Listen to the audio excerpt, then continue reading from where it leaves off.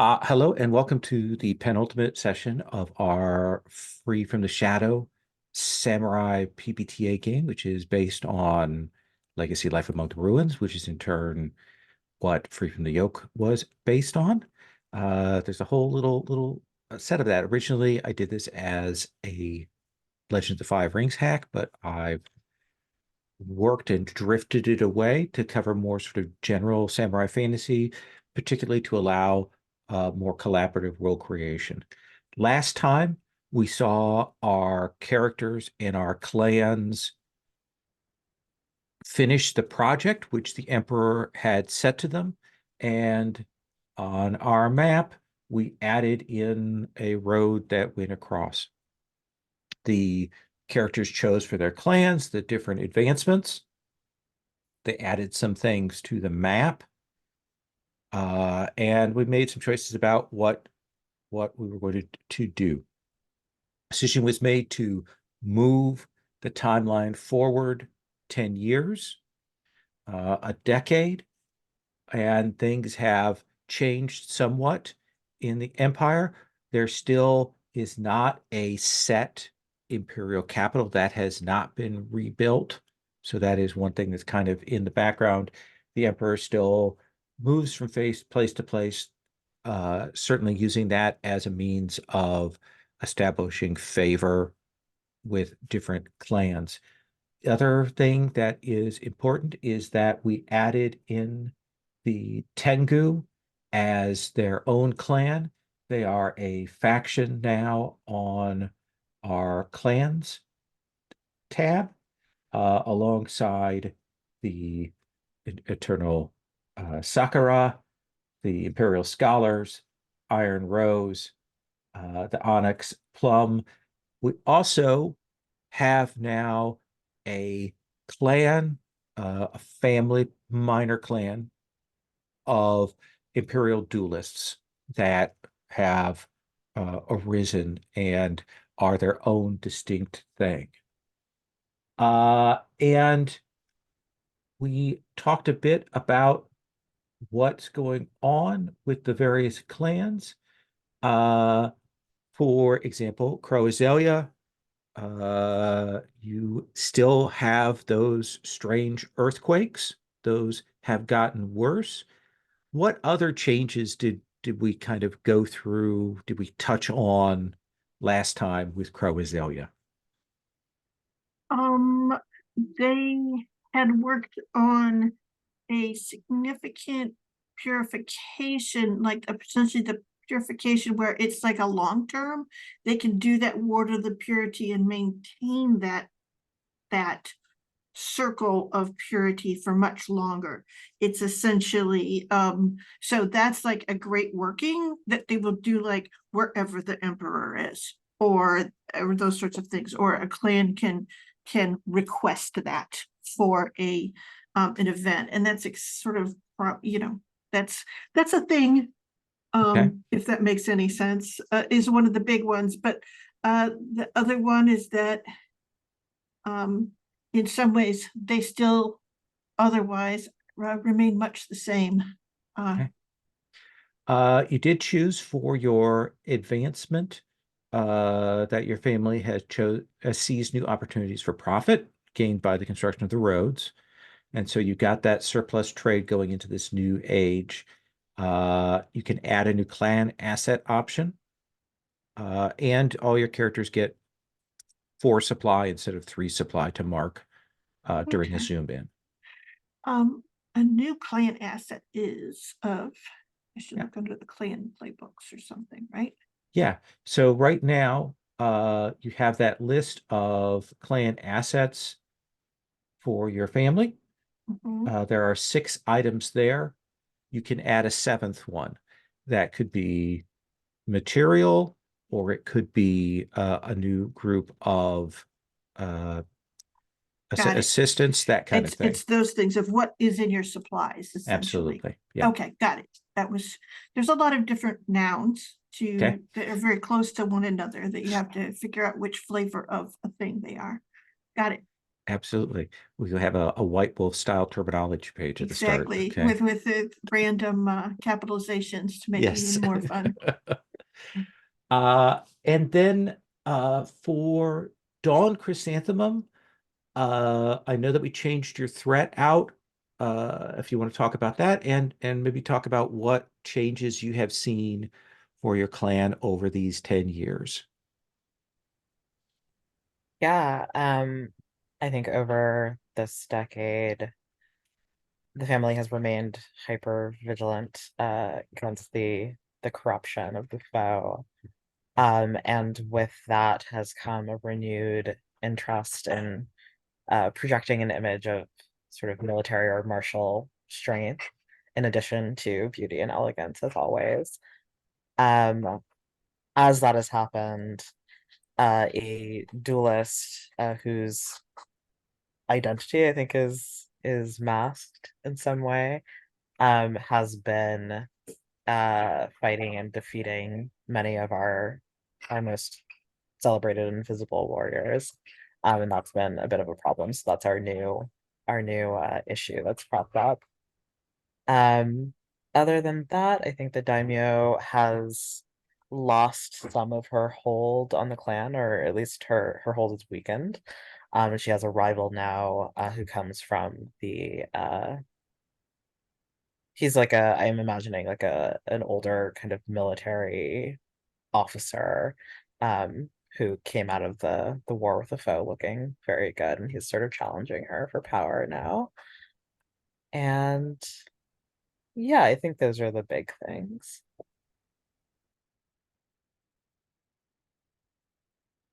I can't remember. Did you take a new move for your advancement with the age or something else? I believe I added one to my grasp Okay. and gained surplus spies. All right. Right. Yeah. Yeah. You and Crow Azalea are doing very well mood wise as we go into this next era. Ghost Iris, you still have the issue of the cultists, right? Yes, Okay. we haven't sorted that out. Okay. So tell us what has gone on with your family with its new daimyo and so on. Yeah, so probably the biggest thing that happened was that the rival for Daimyo made a play and was unsuccessful, but injured the Daimyo enough that she was forced to step down, and then Takashi took over. Um, with that move, the Ghost Iris clan has become more um, mercantile, especially with the need to be guarding the roads. They kind of feel the need that as people move more throughout the empire, there is more need for defense. And remind me, did the rival, when they made their move, did they also fall, or are they still there as a challenge to our current daimyo? So I have it listed that they were killed. That does not need to be set in stone. Okay. So So not if necessarily, we don't know yet whether the on screen whether they have passed or not. I think the rumors are that they've passed. Okay. They haven't been seen. Uh and what did you choose for your advance here with the turning of the age? I don't remember. Um, hang on, let me look at the resolution. I think I also improved something, but I don't.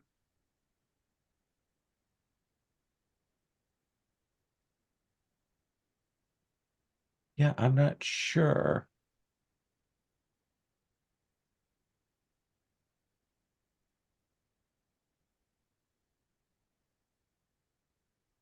Because I don't think your stats have changed. I thought they had when I was Or had looking they? for it. I'll look back through my notes and see if Okay. I can figure out Check what I did. and see about that. But uh, you still remain as an important clan there, and that mercantile change has affected things a bit. All right, I did find it in my notes. So I took the project office security for your clan, gained one reach, and surplus defenses or peace. Okay. which we took pace. Excellent. Yeah, that makes sense. Because two. Yeah. Kale, how are you doing?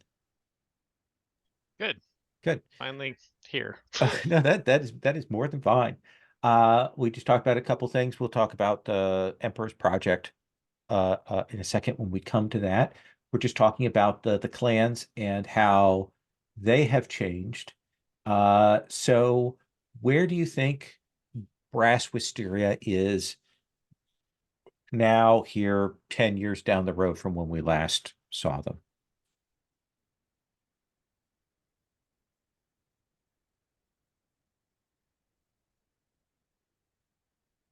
I'm trying to remember the things that I changed in the sort of clan stats at the end. I think that the sort of things that I called out were a shift in how they're viewed by the interior, and also sort of more contact with folks like the Tengu in the sort of in the exterior. So I think maybe that what that looks like is really a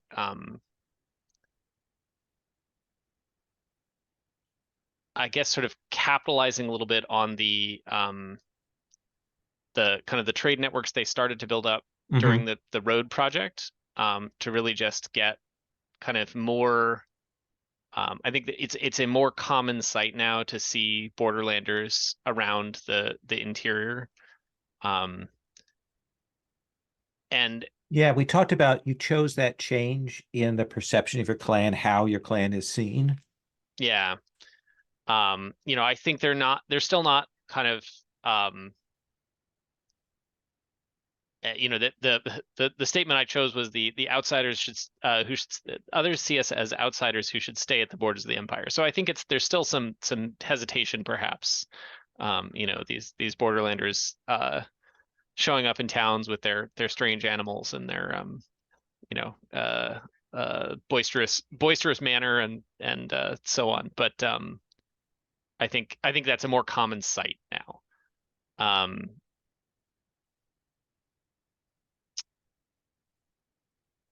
Yeah, so I think that's I think maybe the daimyo of the clan changed too over the 10 years. And that the current daimyo has a bit sort of a less like has a weaker hold. And so I think maybe some of the I guess I don't know yet, but it feels like perhaps some of the like at the political level there may be more tension or concern. Arkai seemed fairly confident in her place in sort of expanding the clan, and I think the new daimyo may be a little bit more feel a little bit more challenged in that. Excellent. So Emperor Aoyama kind of took up the burden of this sort of a little unwillingly, who has expanded the imperial families in these 10 years, has added this imperial duelist family. What else has changed about the emperor or the imperial household or the imperial presentation, Asuka? To go around and ask everybody for something about this.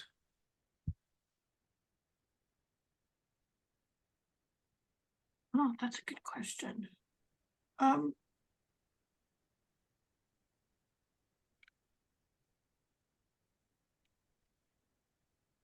think that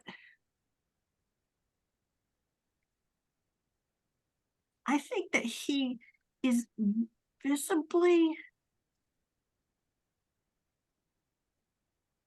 discontented, like striving to find something that will be like symbolic and significant. And he takes more risks. It's one of the problems when you're hosting him is trying to make sure that he's protected without being annoyed by that protection, if that Okay. makes any sense. But he is visibly more likely to want to leave the palace or whatever is acting as the palace and see things like Okay. that will help.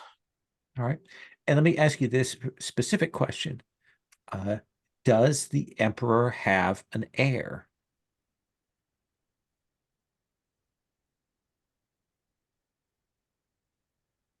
No, and I think that is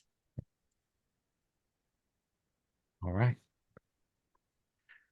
Suru, what's another thing that we've seen as a change, development, deepening, new thing about the imperial household or the emperor themselves?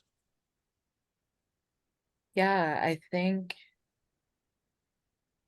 that whereas before the emperor would ask each clan to send you know, their best and strongest and most promising young people to serve to train as warriors for the empire.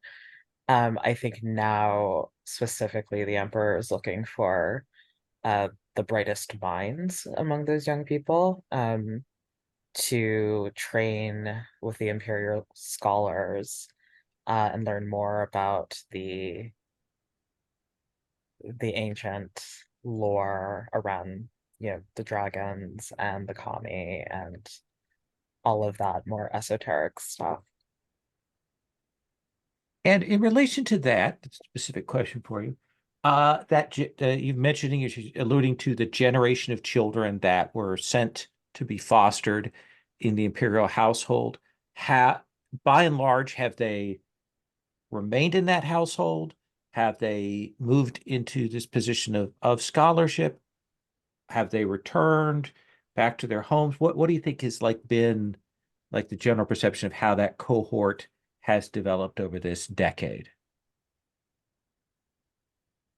Mm.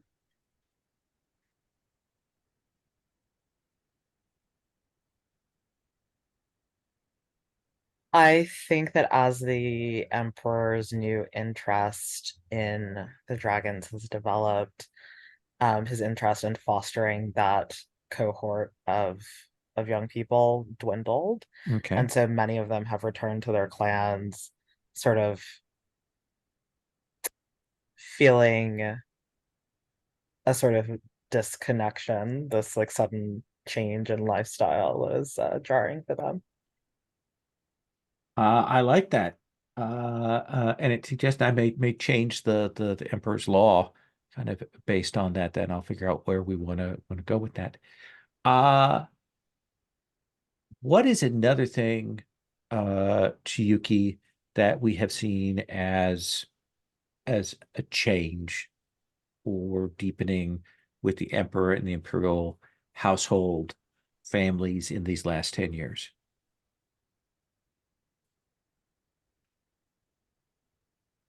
I think maybe they move more often than they had in the past.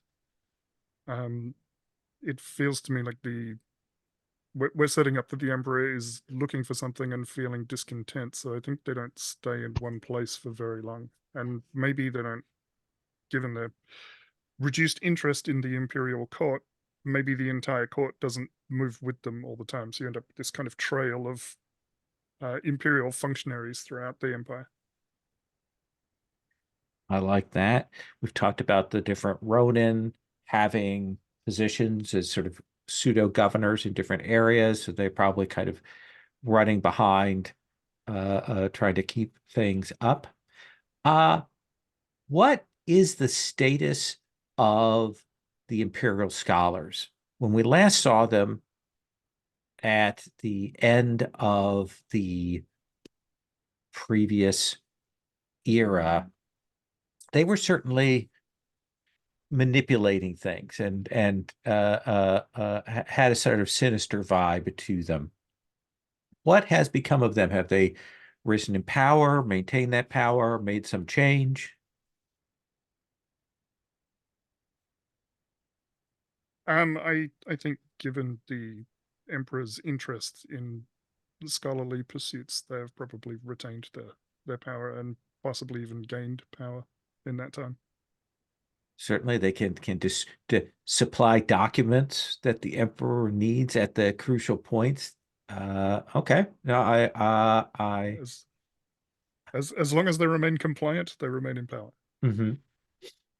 I like that. And then Temujin, what's one more thing that we see about the imperial house, the emperor, someone related to the emperor in this 10-year period?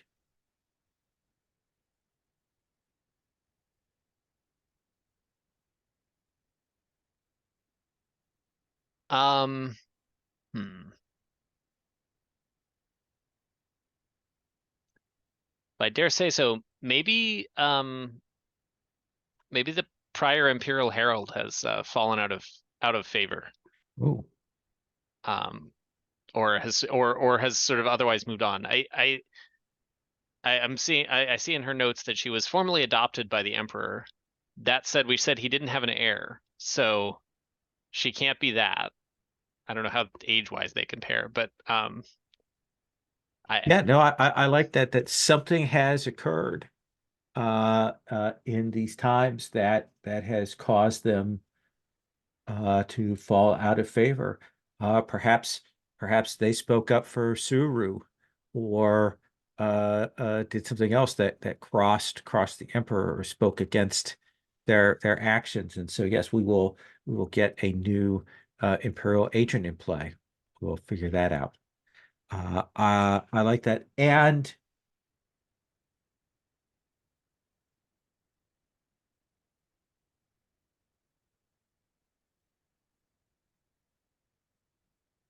who does the emperor listen to in his court? Is it representative of a particular clan? Is it a uh, religious figure? Is it an advisor? Is it one of these Ronin that has come to sit at his side? Is it a wife or a husband? What do you think that is? I think that uh they have been taking increasing counsel with Gunpei, the head of the Imperial Scholars. Okay. So he spends more and more time with the traveling emperor, suggesting directions for the emperor to go. Okay, I like that.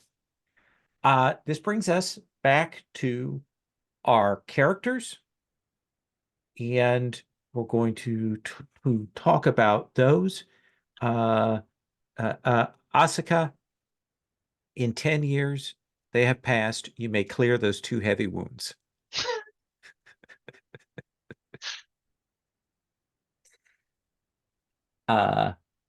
So I think I was supposed to clear them earlier. I think you just were kept- before. I'm just Yeah. It's like having to click a box. It's a lot of right. So what is it that you have taken on as your role now? What is that? I've done what my clan has asked of me, what my daimyo and his advisors have asked, and I have traveled to find the dragons, which actually has meant traveling to find the peoples who have dragons. And these are people that are very much cut off from the emperor. It would be the Naga, the Mer, you know, and the ones that are underneath the ground. And she has gone, it is a multi-year trip. She will go, she has to learn the language, she has to find her way to the people to understand who their dragon is and who they are to the people, and to ask those questions and try to understand what first the question was, you know, would the dragon speak to the emperor, of the humans? And it was like the second, when she went to see the Naga, it was the Naga who said, no, he has to earn a dragon for his own people, is sort of like when that was made clear to her. So she is probably the person who came back and made that clear, and then her daimyo made that clear, and then somehow the imperial scholars got credit for being the ones that discovered that. So it's fine. But yeah, that's what she does. She goes away for 2 years and then she comes back and speaks of what she's learned. They never let her talk to the emperor. Okay. And she has no particular care to do that. So then let me ask you this. What role did you mark? I marked loyal. Okay. And is that your second or third That's my role mark? second one. That's right, because you didn't end up marking another role previously to that. I was kind of caught in between things at that moment, so Okay. there was no clear role at that moment. So All right. And then Suru, briefly tell us again who you are and what your role and playbook are.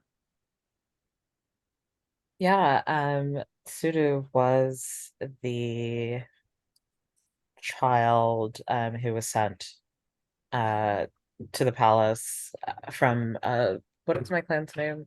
Don Chrysanthemum. There we go. Yeah.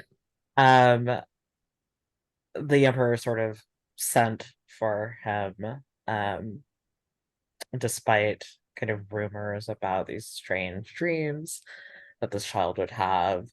And as Suru got older, those dreams didn't go away. In fact, they got more alarming and more obviously kind of prophetic, mystical.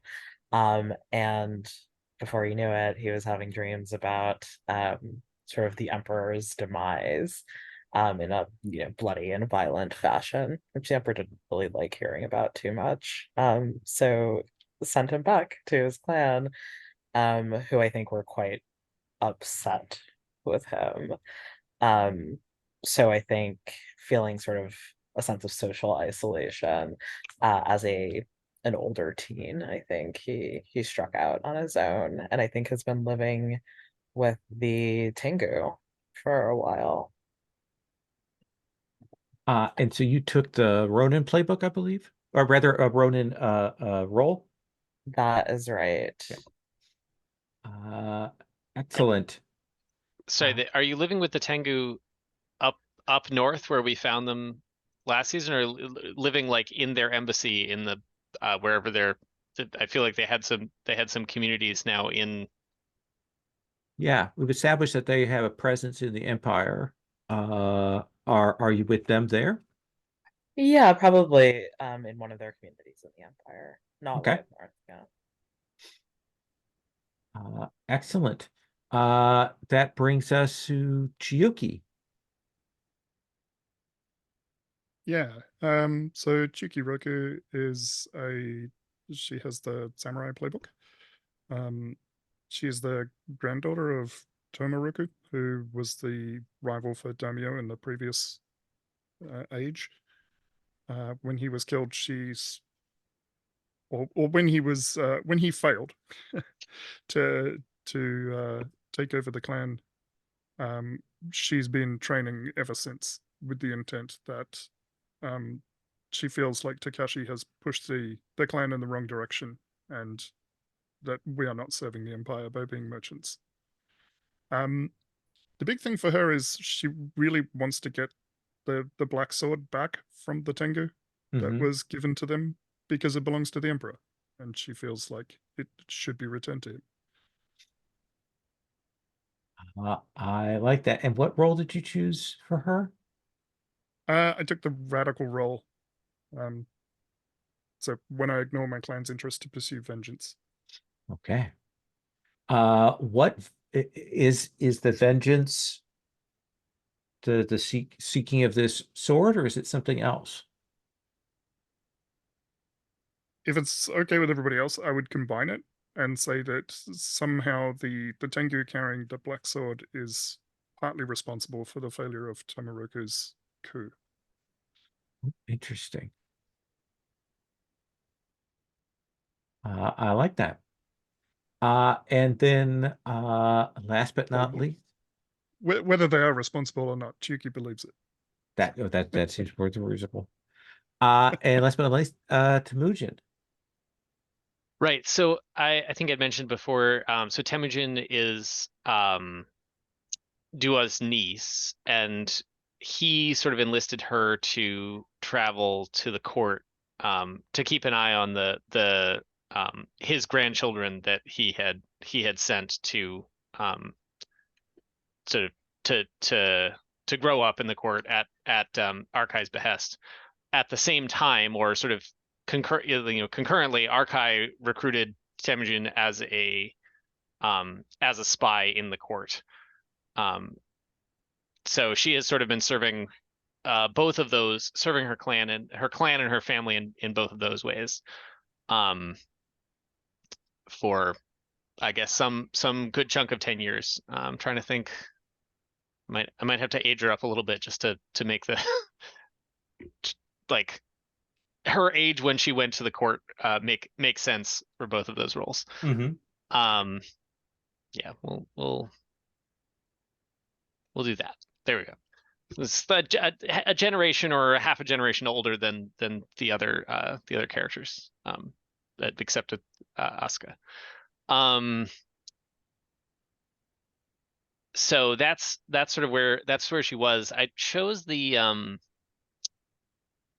radical role. I haven't quite figured out what the personal vendetta or sort of overstepping is that is happening, but I think it's, I mean, I think it basically comes down to she's got her own agendas now in the Imperial Court, independent, separate from what, from spying for her clan and sort of reporting back. I also, I haven't decided yet whether there's some relation to the new daimyo, because that changeover only happened relatively recently. So I don't know if she has sort of a if the personal vendetta has to do with the daimyo having overthrown Arkai. Oh, Although interesting. overthrown is a tenuous term in the Superseded. yes. The whole leadership of the clan being decided by at the clan games every 5 years. It's a but I think there is some political scheming behind the scenes and things like that. So All right. I like that. I want to go and do a quick check-in on backstory questions. I'm gonna come around. Should at least ask one, but you can ask more than one of these backstory questions of the others. Uh, Asuka, uh, you may draw from the Shugenja backstory questions and reframe them for Okay. the next generation. Okay. Or if you wish to borrow questions from another playbook that isn't in play, you can do that. I do think you have one backstory question on the list because I think you had 4 to choose from that maybe Yeah, that I you haven't haven't used. Okay, yeah, just So gotta find them. yeah, Let's see. Let's see here.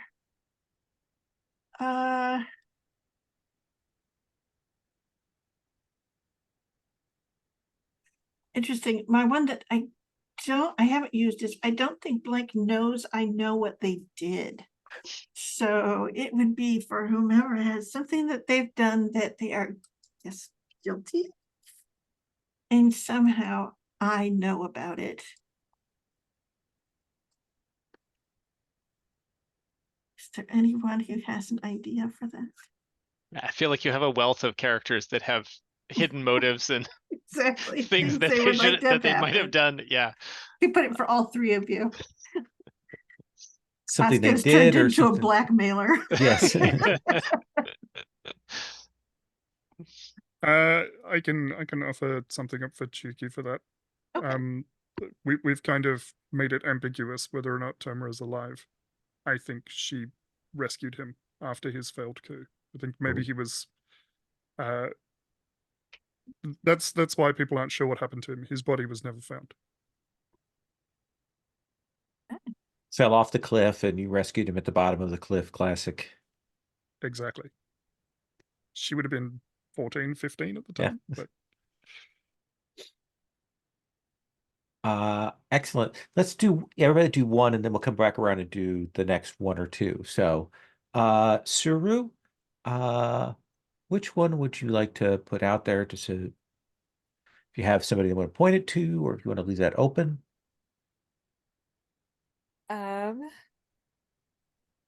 I'll start with the one that seems most obvious to me. I think Suda's heard fascinating stories about Asuka. I think we have lots of common interests, so that makes sense to me. Absolutely. You certainly would have seen her when you were brought to court for the first time. You would have seen her in the company of her friends from your clan. So and she is a Shugenja from a clan that knows things about the strange and esoteric. Chioki, what about for you? Asuka's also the one that's been around the longest of this group, so there's more time for there to have been stories. Yes. She did some cool stuff. I'm going to start with the first one because I think Blank is considered a rebel among their own family. Can I trust them? So who would like for their own clan to think they're a rebel? For me, this maybe fits well with Zero, but Yeah, if no one else wants it, I think that makes perfect sense for Suda. I think, yeah, he doesn't really have contact with like the main clan per se. He's off doing his own thing. Excellent. And Temujin. Yeah. I was thinking about so I have one about secretly rescuing blank from a peril they must never know about. And I was wondering if Suru, if perhaps perhaps there was a some sort of attempt on your life before you left the court that as again sort of Temujin was tasked to look after the children in some in some fashion, and so perhaps as part of that she kind of intercepted or diverted an attack on Suru. And now the fact that you must never know about it makes me think that maybe it needs to have come from within your own clan or someone that you were sort of otherwise close to. But I feel like I'm pushing a lot into your story, so I don't. No, I love that. If we want to define it, maybe it's the rival to our clan's daimyo. Cool. Yeah, I love it. That's perfect. it could also have originated with the Emperor. Ooh. Just throwing that out there. Or both.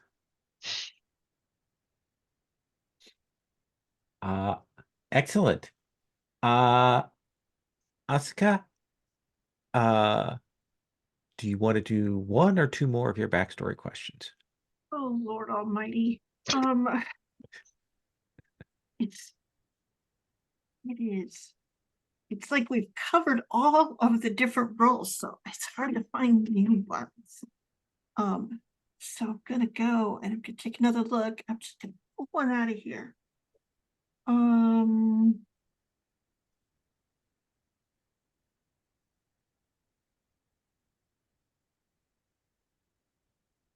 How about this is so hard.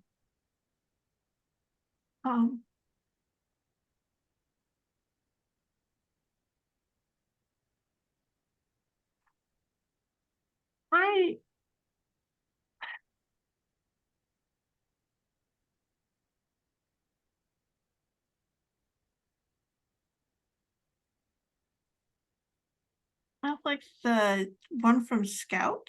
He's taught me something new about the virtue of. And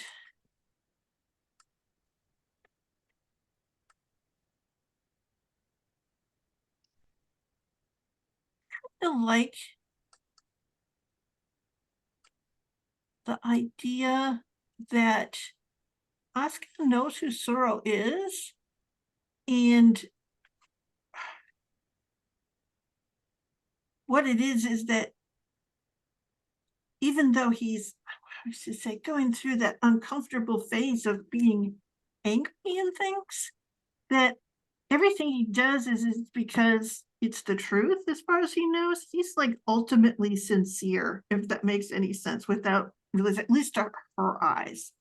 And I think it's like she sees a lot of strength in that, if that makes any sense, even though she sees the price that he is paid. Does that seem reasonable to you, Elle? Yeah, that seems great to me. I love that. And are you good with the 2 backstory questions, or do you want to do a third? I do want to do a third, but I'm still hunting for it. Okay. So if you would give me a moment. Okay, I will give you a moment. All right. I intake more caffeine than I should this late at night. Okay. Oh, how do you spell sincerity? I broke it.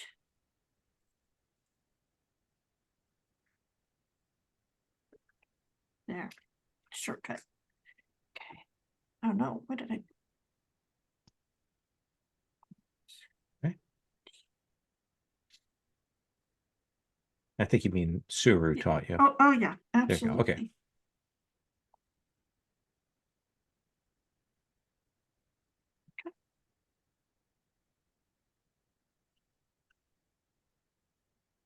Books and oh, this is the one for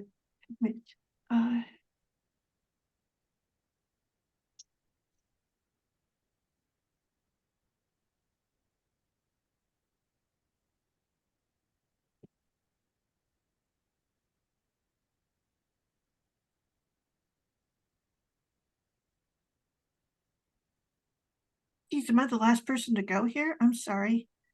Oh, no, I'm just having you do both of yours, and then we'll go Really, on. you're just Yeah. being particularly cruel. I, Okay. would you like me to move on to the others Would and you come back to you? please? Yes, I have to All find- right, there we go. That's all you had to say. Suru, would you like to do 1 or 2 more of your backstory questions? Yeah, I think I can do both of them real quick. So I think Temujin went out of her way to show me kindness.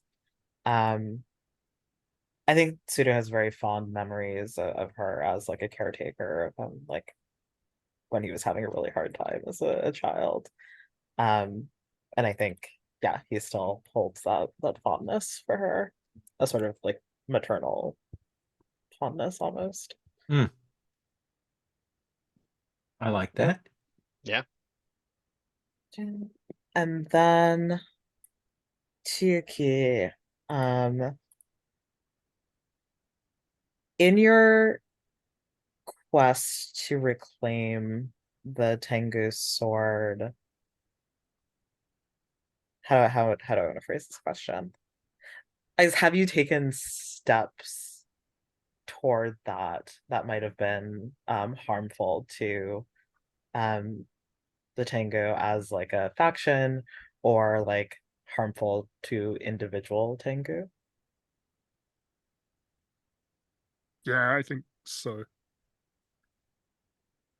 I think that makes sense. Either she's trying to get information about where the Black Blade is, or she is deliberately provoking the Tengu in an attempt to get this warrior to come and fight her. Mm, Nice. yeah.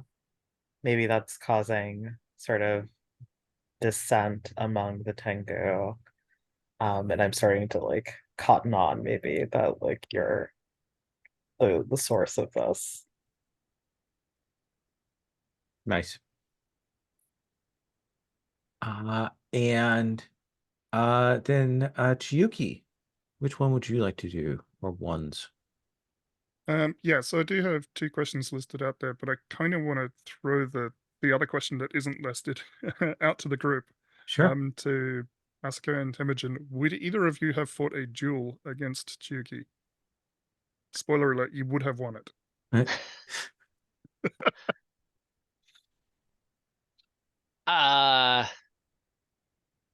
Hmm.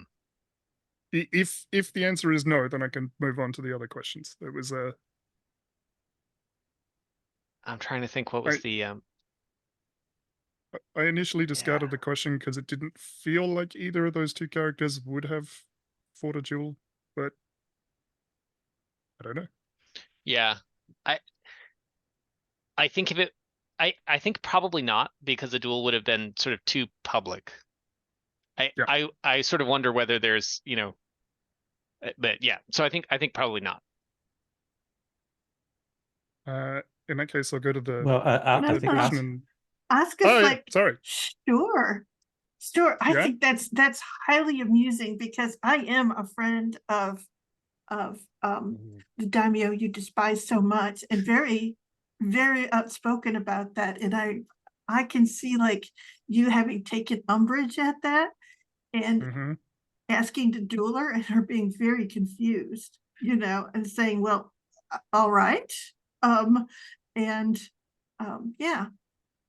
And That is awesome. Yeah. So you beat me. oh yeah.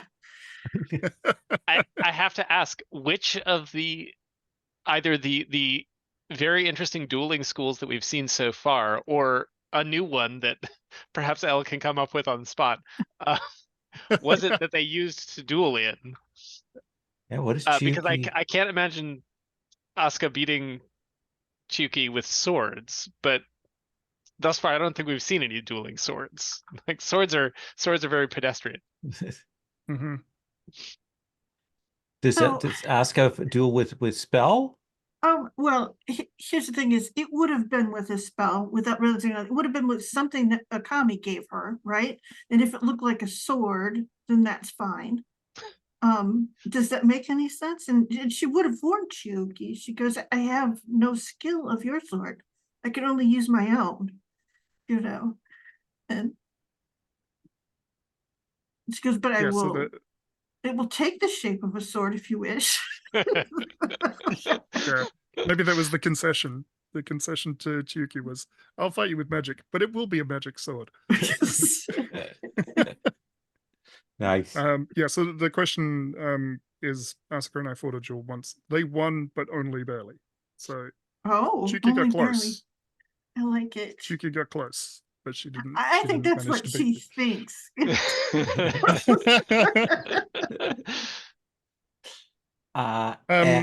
And then my last backstory question was, I wish I could have what blank has. I want to throw that out to Temujin, and I could see that either being like a sense of belonging and family, or even your connection to the imperial court. I think both of those things are things that Chiyuki would want and covet. You good with that, Does Timothy? that seem reasonable? Yeah. Or Yeah, it do- does. do you want to have something else? No, I think that I think maybe the connection to the Imperial Core. I don't know. I'm sort of partly because I'm still trying to feel out what Temujin's connection Mhm. is to clan, family. You know, there's a little like clan as it stands now versus clan as it was, 5 years ago. Family certainly. I mean, perhaps that's the, like I think Temujin still has a strong connection to both the her, I guess, nieces and nephew, or cousins in the court, and also to her family back home, irrespective of the sort of machinations in the court itself. Nice. And Temujin.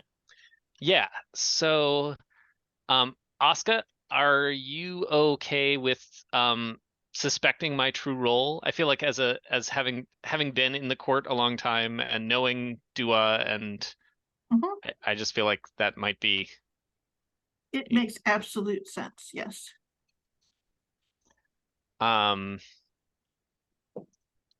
And then Chiyuki, I was wondering about how would you feel about being my one true friend outside the clan? Oh, I like it. Cool.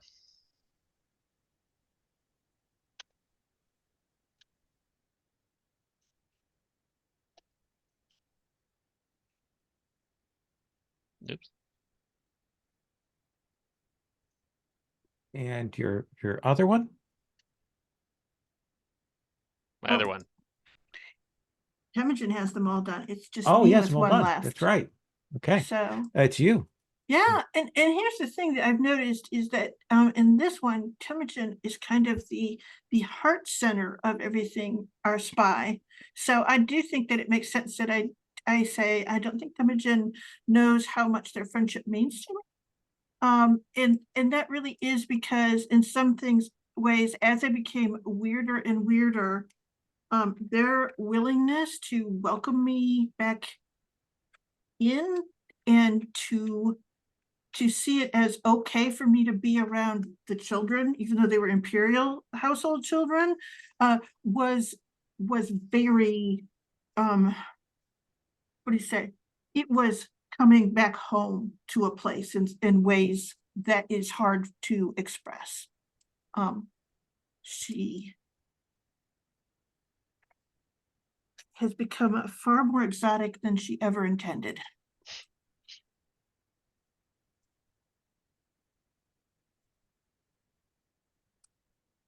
So let's talk about me trying to put down. I see. Oh, delightful allergies. So as you said earlier, Sherry, and this is before you got here, Temujin, we are, for the Imperial Project, we are modifying the search for enlightenment. And I'm going to give you, since you set it up, I'm going to ask you, Oscar, I'm actually going to give you, if we look at that on the book, I'll pull up the foundation questions. I'll put them in the list. I actually want you, Sherry, to answer this second question first.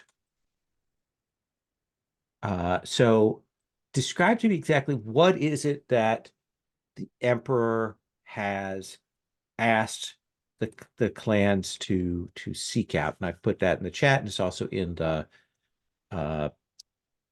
Samurai Fantasy FFTY document at the bottom. You are muted. He has heard from sources that he trusts, and he ascribes it to the imperial scholars, that the rightful emperor can summon an imperial dragon, wishes to do this, and he wishes to gather the lore and the virtues made manifest of these people's so that the dragon will take form. Okay. So this will And be, essentially, this will be the dragon, the herald of this empire. and Suru, uh, what was the incident that caused the Emperor to call for this new quest? What has driven them to this?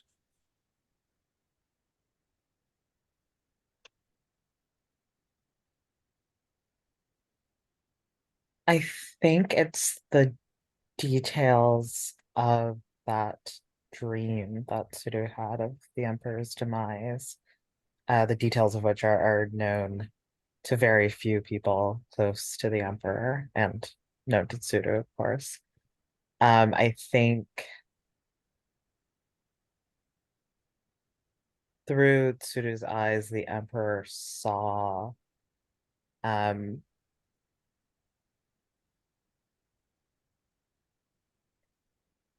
an invading force wielding a dragon itself, wiping out the Imperial Palace and installing itself as the new ruler of these lands. Ooh.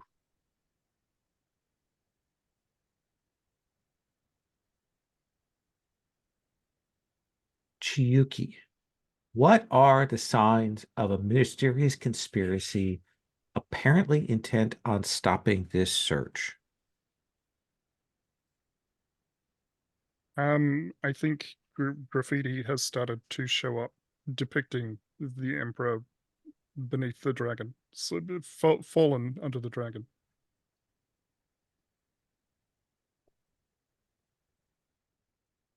Nice. Does anyone have any suspicions about who is behind the graffiti?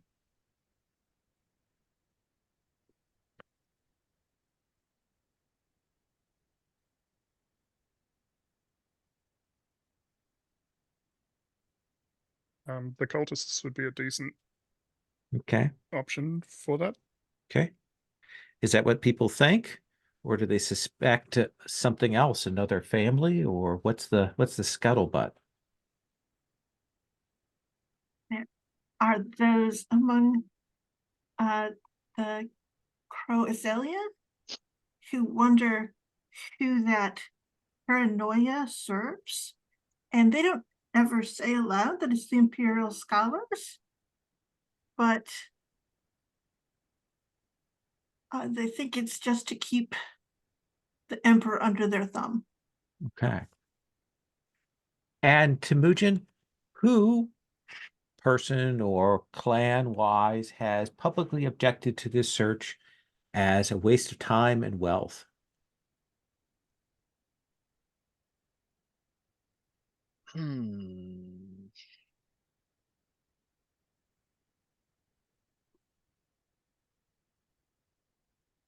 I think um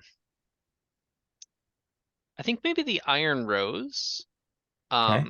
These the sort of the Ronin that propped the Emperor up initially, like after the um when he rose to power. I think they um maybe don't see they don't understand his current sort of obsession with the dragon, like that they sort of are, they already have they've already shown they have the what they need in order to secure the empire. They believe in more concrete things. Yes. Okay. Excellent. So this particular project its project will increase when you deliver artisans, blessings, respect, morale, scholars, scouts, or spirits. Is there anything else, Asuka, since you suggested this, that you think ought to be included as a deliverable surplus? Blessings. Blessings is on that list. Was it? Okay, sorry. Yeah. No. Um, let's see here. Those all seem great. Okay. And this particular project, the doom track will increase when a new threat strikes as those aiding in the quest. A revealed doctor encounter marons the accepted celestial order. So maybe somebody reveals the secrets about the dragons. The first time each PC clan gains one of need morale, need order, or need peace.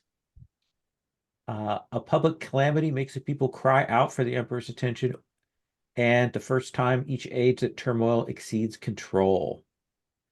So those are the terms of the project that we are undertaking.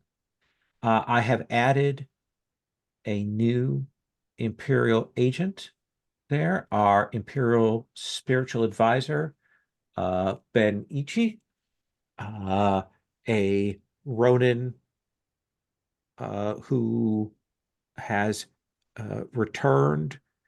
Perhaps they were fighting Ronin amongst those who served the Emperor, and then found enlightenment during the downtime after the war, and now they've come back to follow along behind the Emperor and help them out.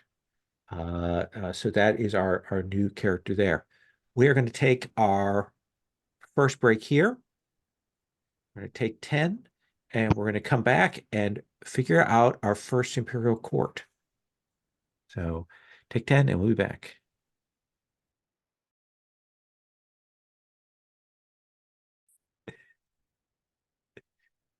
So 10 years on, we're back at Crow Azalea. The Emperor's court is coming back. What does Asuka notice is different here?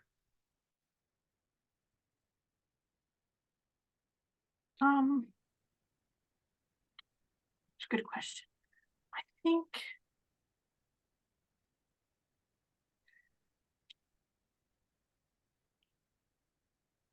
think that everything is beautiful and healthy and seems prosperous, but to her eyes as a Shugenja, she can see that still the blessings have not re-strengthened, that, and she sort of knows, it's like an itch, that those rituals are still going on among the Imperial scholars, and that the clan has not dealt with that because they have remained always so high in the esteem of the Emperor. It is a thing that she cannot see and be particularly peacefully feeling about, if that makes any sense. Absolutely. And Suru, you are an outsider to your clan in some ways. So what is it that has brought you here to the Imperial court? Are you meeting with someone? Is there some task you're undertaking? Is there something you're trying to find out? What is that? I think Suda is attending alongside the Tengu. Whoever the Tengu's like true representative is, Okay. they've brought Suda along as a sort of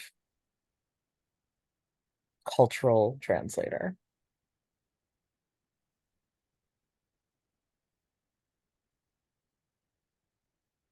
And I mean, they know that Suda grew up here.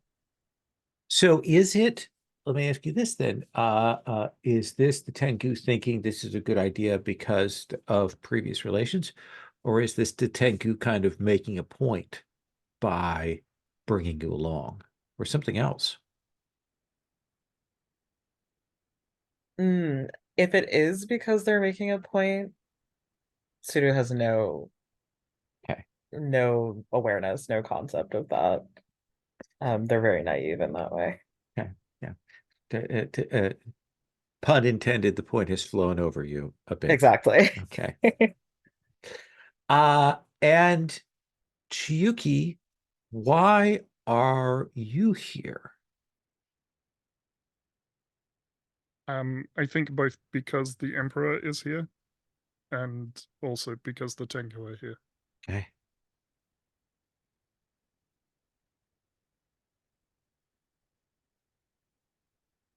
And Temujin, unlike a little bit like Chiyuki and Suru, you could legit have a reason to be here. What has drawn her to this place? I think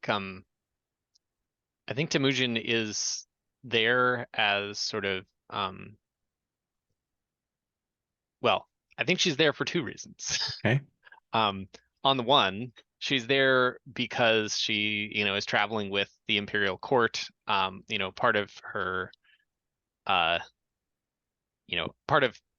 of going to the court, in order to look after the children is that she has sort of integrated with the court, as another, I don't know, as another, emissary from Brass Wisteria, and so she has sort of been staying with the court as it travels, as much as the children are, and I think for this sort of big ceremony, like all of this is not one where the emperor has kind of gone ahead and left the court trailing around the empire. It is the sort of the full extended court is here in various ways. So that's the public why, and the private why is, of course, as as a spy in the court, her she is expected to be able to get perhaps get some information that Batuhan may be able to use kind of in any sort of negotiations or backroom dealings or anything else, any of the sort of political machinations he might be doing around the court. And so the expectation from the clan is that she will help aid with that. Okay. So let us then come to our clans, to, first of all, Crow Azalea. You have an imperial favor currently of +1. So let us have you make that move, that favor in ages, holding court. This is your first opportunity to mute yourself and to roll badly. Yes, exactly. So we, of course, the hosts will speak favorably of the emperor, so that we have an additional +1, so that gives me a +2. Okay. So I'm rolling 2d6 and I'm adding 2. All right. And that gives me a 10. That gives you a 10. The Emperor calls on your clan to serve them. On a 10+, you're given trusted access to a part of the regime. You may choose one of those results from favor or court. Ooh, Favor okay. court moves. So, court, and that's under clan moves, right? It is under favor and ages. Oh my gosh. All right. I wish I had a few more tabs for you to go I through. wish you did, so I could be even more confused. So, 2. Let's see here. Ooh, let's see here. Gosh.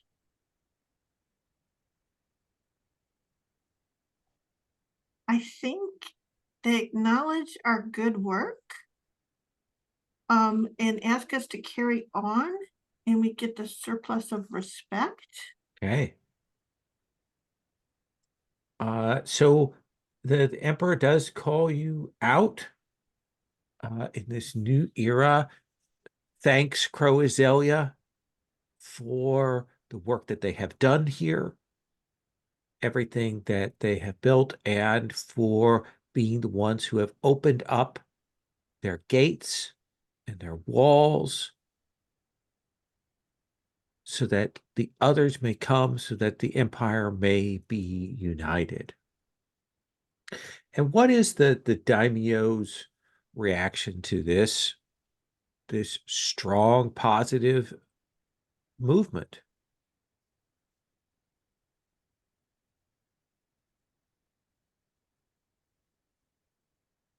Like the kind of relief that he's been waiting for, because he wants to step down at a time when whoever takes over for him is in a good position. Okay. And it's that sort of thing of you can see him going, and now, and it's like kind of that sort of visible relief that he has done the job that he was expected to, and he can now step down, and it won't be that he's failed. Okay. So it sounds very small, but for him it's huge, and it is that thing of it is definitely how a daimyo is judged, is how he leaves. So Okay.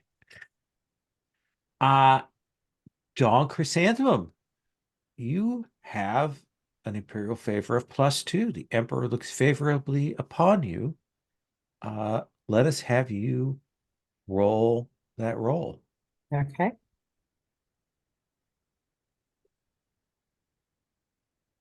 That's a 12. That is a 12. So likewise, you do favorably. What do you want of those 3 choices for your 12 plus result? Let's see.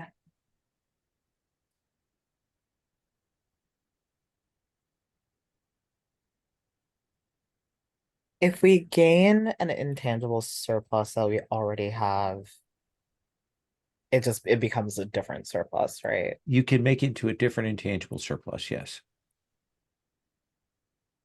Interesting. In that case, yeah, I'll take. I lost the tab. Give me 1 second. The Emperor acknowledges your good work and asks that you carry on, gain surplus respect. Okay. And did you already have respect? I do. So what do you want as your other intangible there? Can I add surplus blessings instead? That seems fair. Yeah, that is as intangible. It is a surplus where the spirits of the land lend your clan assistance, and your ancestors visit in dreams to give you advice.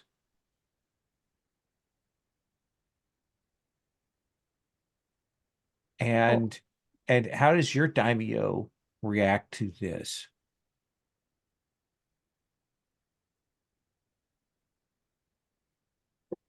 I think that the daimyo,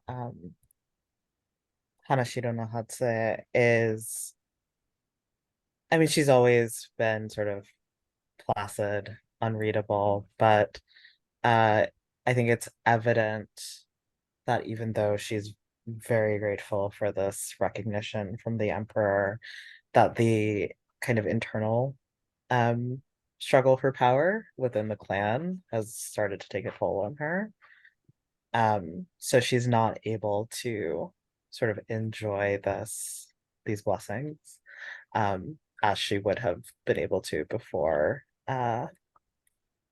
Kagami Osamu started making moves toward her seat of power. Nice. And that brings us to Ghost Iris. You have a imperial favor of +1. Yeah, before we do that, I do have a start of year move. Should I Let's do that, first, yes. or should I do the... So I We have should do- shunned labor. So Okay. we work mainstream jobs society is unwilling to perform.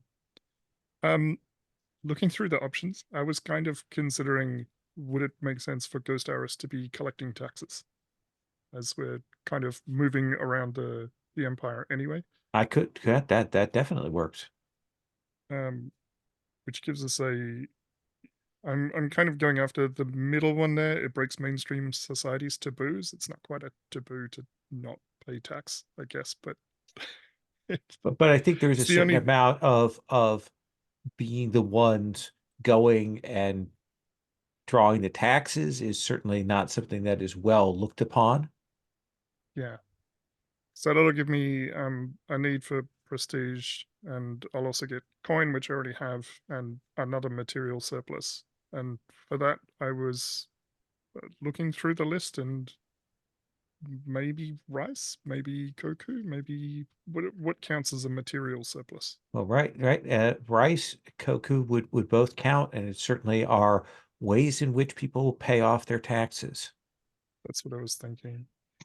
So I'll take rice Okay. because that covers more needs of the other families, I think. Okay, so that's that covered. Sure. Now, dude. Yep. Doesn't that give you, so that gives you rice, coin, which you have to substitute for something, and another material surplus, which Which I I think wouldn't be able to take. throws you up to +4 mood, 4 mood again, because you were already at Yeah. 3. Yeah. Yeah, so if the coin, let me look and see how it's worded, because some of them say if you don't already have it. Right. No, in this one gives you surplus coin and one other material surplus. So yeah, I would get another one, which I can't keep. But doesn't that there's some thing that There happens there, is right? a Like roll that happens if you have too many surpluses. So let me Flush look with at resources. flush with resources. So this is at the start of the year.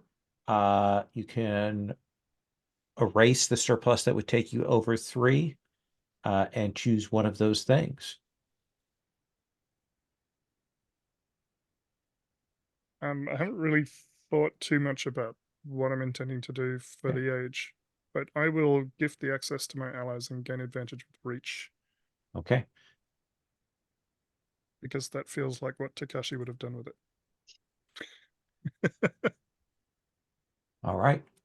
So you have advantage with reach until the end of this age. Yep. And that brings us to you rolling with the Emperor's favor. Yep, which is 2d6 + 1. 9. That is a 9. So let me look at that under favorite ages.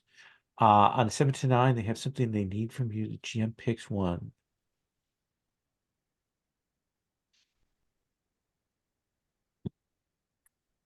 So I think that your family has been tasked with bringing the Tengu into closer mercantile relations with the emperor with the empire. We have need to build those bridges, and we will have to have your family look to those and make those connections. Your family has turned to a more mercantile path, and we wish to take advantage of that.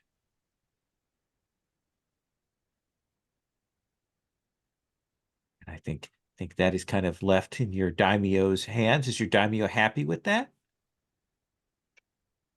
Yeah, I think so. He's been working to bring the Tengu more into the Empire since inviting them in the first place. So this aligns well with Takashi's goals. Okay. And then last but not least, I believe that Brass Wisteria, you have 2 points of imperial favor as well. Mhm. Everyone is beloved. I did want to make a note. I had a late breaking change of move on my clan. I swapped out I forget what what it was that I removed, but I swapped in Wonders from Beyond, just because I felt like I wanted to lean in a little bit more to the like relationship with the Tengu and perhaps some of these other Sure. non-human factions that the that Asuka was exploring. Okay. So So you not took that that the has an Wonders from effect here, Beyond? but yes. Okay, So I think that's Wonders from perfect. Beyond lets me delve into Clan's reserve of items from outside the Empire and for fun things. All right. All right. So 2d6 roll plus 2. plus That's an 2. 11. That is an 11. So you get, we went from everybody failing all these rolls Yeah. at the beginning to this. So on 10 plus, you're given trusted access to part of their regime. You may choose.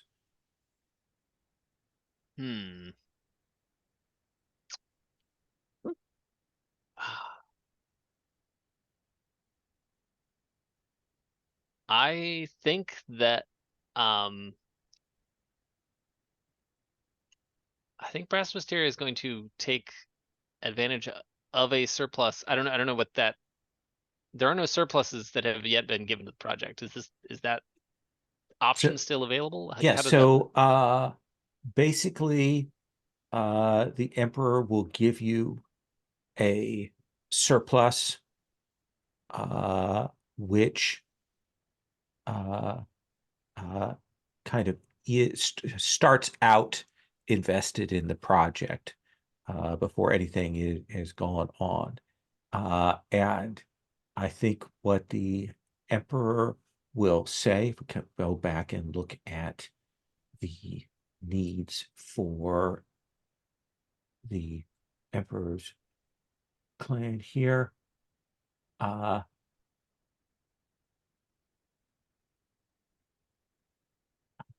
Emperor will say that one of the things that needs to be done is there needs to be a great artistic working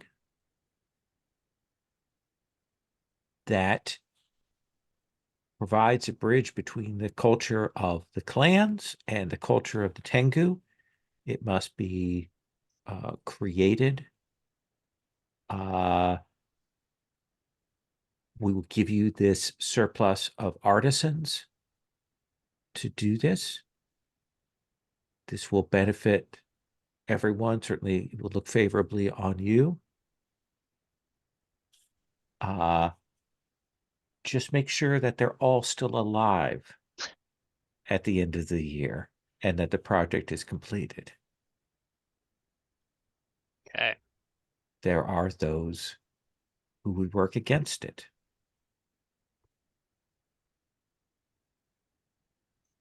All right. So I guess that gives me the artisan surplus, and Gives you the then artisan surplus. I now have to be kind of have to protect them. Yep. But you can use them a little bit to your advantage. Great. Well, that also brings me to 4 mood, so I need to do the clan. Yeah. The flush the- with resources. Yes. So, um,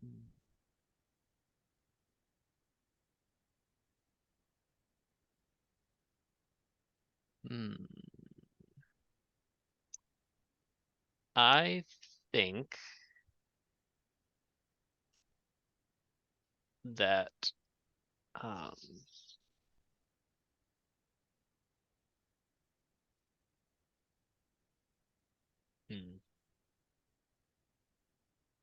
I think what I want is to take advantage on slight rolls in Okay. case I need them.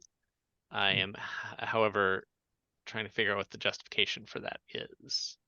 Finance a network of informants. Okay, so I think And informants in the negative sense or just in the sense of people that you have as people that you communicate with.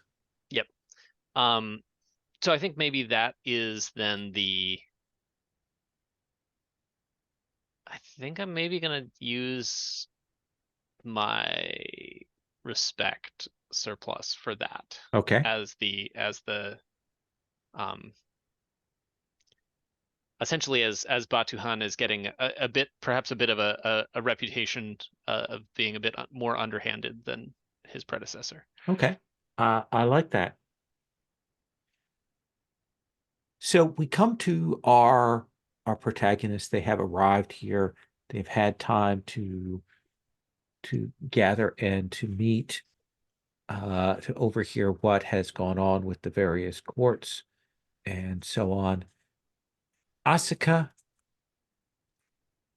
who are we going to put in your path here first?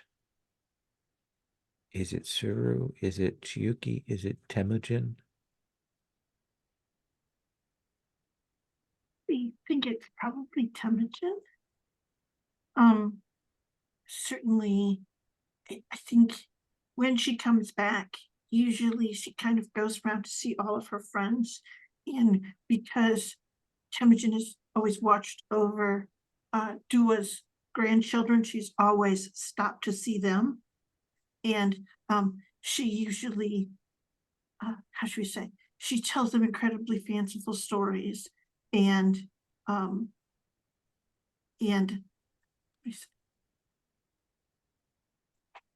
she allows the other children of the house to listen in. It gives them a certain amount of power for that time while she's there, that they get that entertainment if they are friends with Dua's grandchildren. And so it is something that she always does. So even now in this time when they're there, she goes to tell stories and speak of this kakami and how to handle them and how to see them and all of those kinds of things. And it's just things that people like to stand around and listen to. So, and I think that is who she runs into first. I'll know what is coming. And Temujin, what's your reaction to this? Do you fall into tales with Asuka? Do you try to maintain formality? Do you try to go off to talk privately? What do we see of you in this? So I think while Asuka is entertaining the children who have, I mean, the children have started to, you know, they are somewhat more grown, you know, I don't know, they're probably unruly teenagers these days. Maybe with a few young ones, but like you know, so I think as Asuka is sort of entertaining them, Temujin is perhaps just sort of standing kind of politely in the background. But then when once Asuka is sort of finished, she will maybe try and catch her more privately to sort of catch up and hear more about how things have been going outside of the Imperial Court. I think she will take your arm and say, oh, I will show you a place that is away from all of this if you have the freedom. Yes. I think we can. I think the children can spare me for a short time. They're growing so old. It surprises me. Yes, let's go.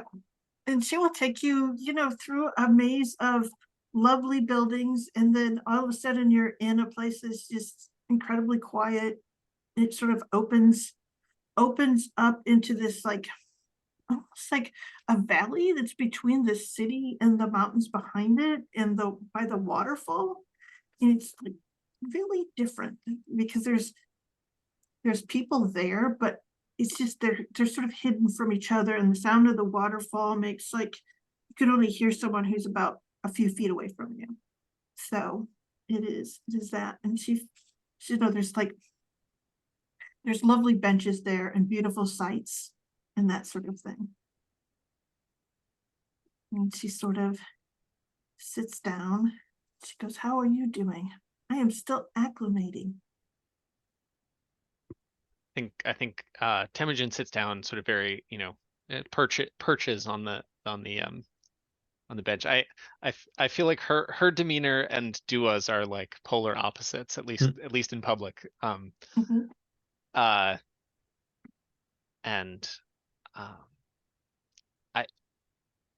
it has been a wonder, a marvel to be here in Dawn Chrysanthemum with the court again. It's been a while since we visited. It's always lovely to be back. Miss Dua, He's well. Last I heard, uh, you know, he hasn't been traveling as much, but still gets out on his daily rides. talking like he's an old man, but that can't be. I think one of the things that you'll know is that they have known her for 10 years. She doesn't seem to have aged very much.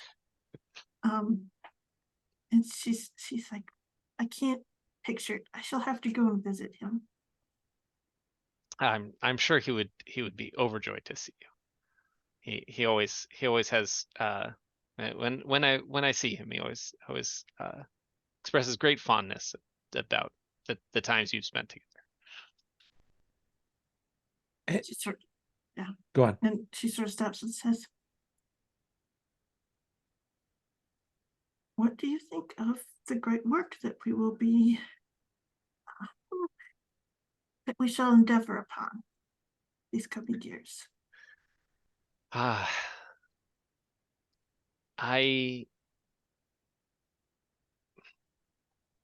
don't know. I fear the disruption to the court. If the emperor can find his dragon, but perhaps finding it, he will come back to the court a little bit more and settle down.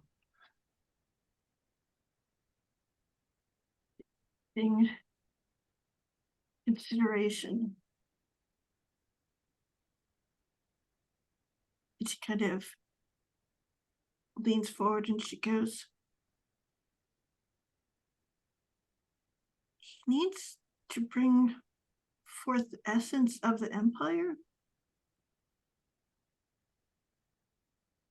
Whatever gifts we bring him, they need to be of us if this is to work.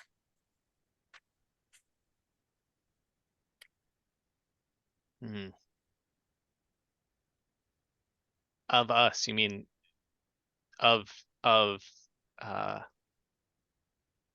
not of other, not of the Tengu and not of the Naga.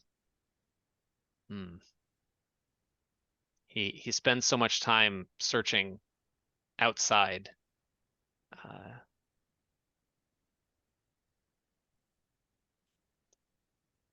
I don't know if he knows how to find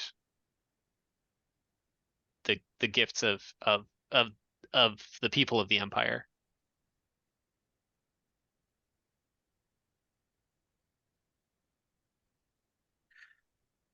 And she sort of stops. And we must make him see that.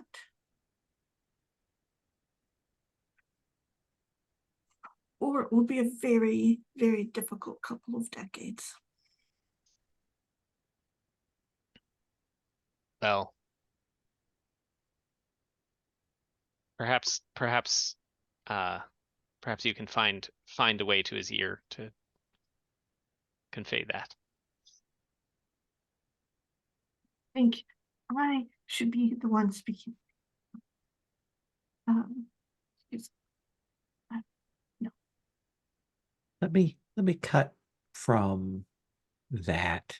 I think if I may, I think we're going to cut to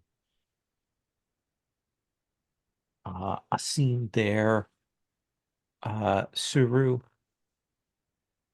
where you have made your way around here with this imperial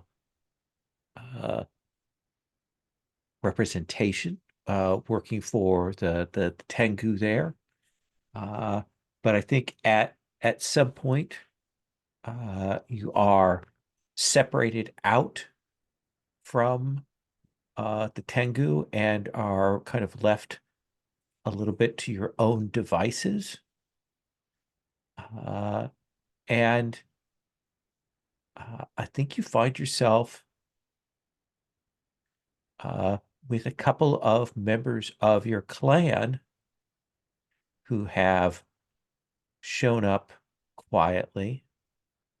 And you have the distinct sense that now that Tengu is perhaps not looking over your shoulder, that they perhaps mean you a little ill intent.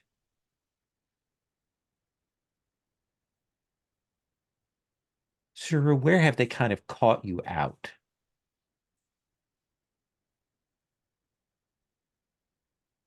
I'm picturing a balcony somewhere high up.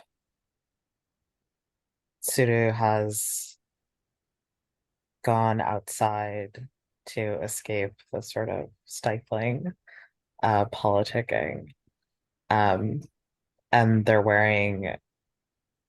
they're dressed in their own way, like similarly to the Tengu, in that they're wearing a cloak of glossy, like gray and white feathers, with like a hood that comes over their head and covers much of their human features. No one would ever mistake them for a Tengu, but it's almost like he's the ugly duckling of the Tengu clan. And and what do you do, Suru, when you see that these three members of your clan have kind of quietly moved into position to like cut you out from an escape, leaving only this sort of balcony and kind of threateningly presenting themselves?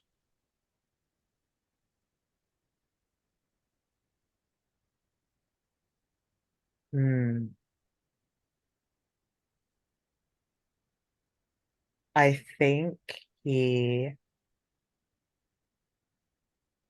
turns to look each of them in the eyes as they sort of advance.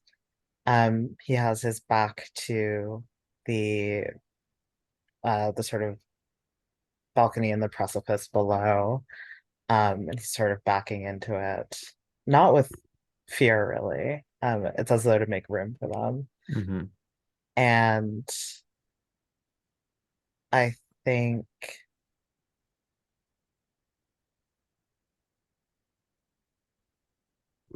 he'll throw off his head and he says,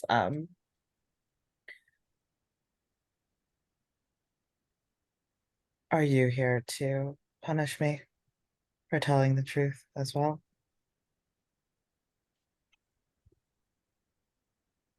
We are here to make sure that the Emperor's good name is not dishonored or undone.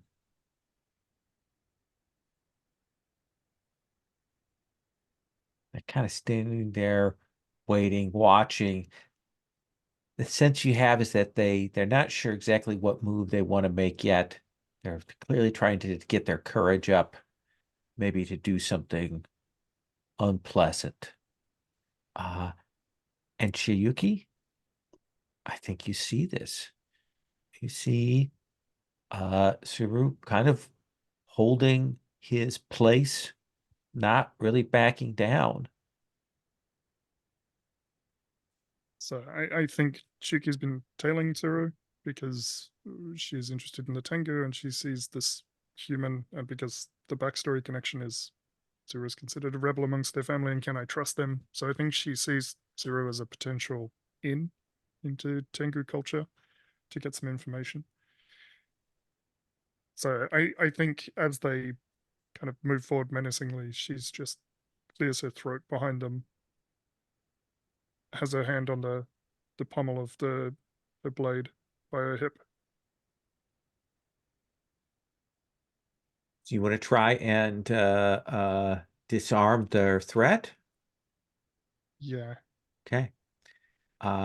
So let's have you roll with bravery. Okay. My bravery is a +1, so that's a 6. That is a 6.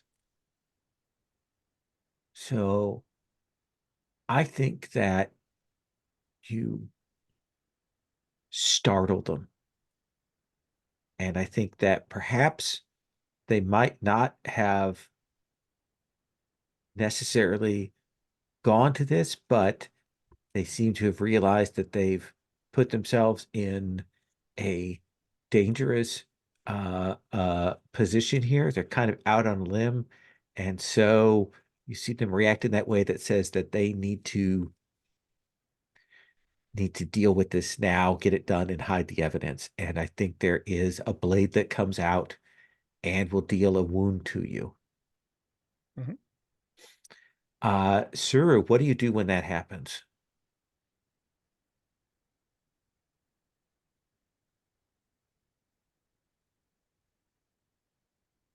I think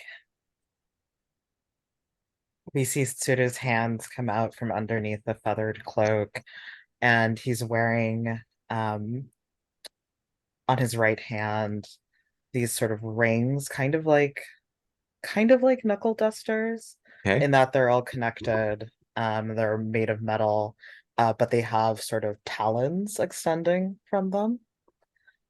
And I think he will,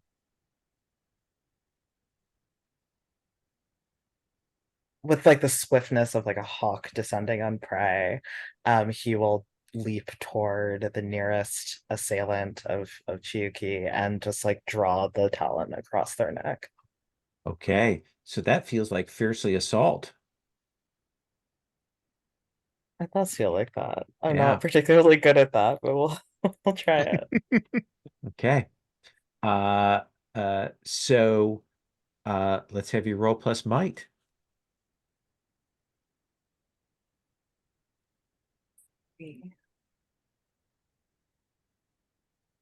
So that is a 3, huh? Mm-hmm. Now, after failing to roll as well as you'd like, you may say what a character nearby can do to boost your efforts, and try to boost that up if you wish. Call for aid. Yeah, Chugi, you're a samurai, right? Do some samurai stuff. Help me out here. Yep. Yeah, so Chiki will draw her blade and attempt to take these ruffians down. Okay. I do have a move that kind of works for this. Oh, in excellent. that I have the move against countless enemies, so I don't have disadvantage when I'm outnumbered. Absolutely. So yeah, I think that absolutely applies here. And I'll let you choose, given you have that move, what stat are you rolling this with to the aid, the assistance? With might. Okay. Then let's go ahead and have you roll with that. And can I check my gear as well? Because Absolutely. I have a resilient weapon, so this will be +3. Oop, not 3 dice, +3. There we go. 13. So that is a 13. So you will raise their result by 1.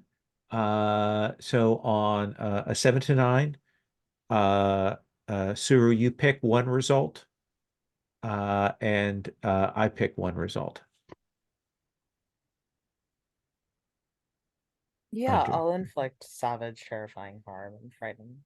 Okay. foes. So I think it is a combination of blade and claw that cuts into them.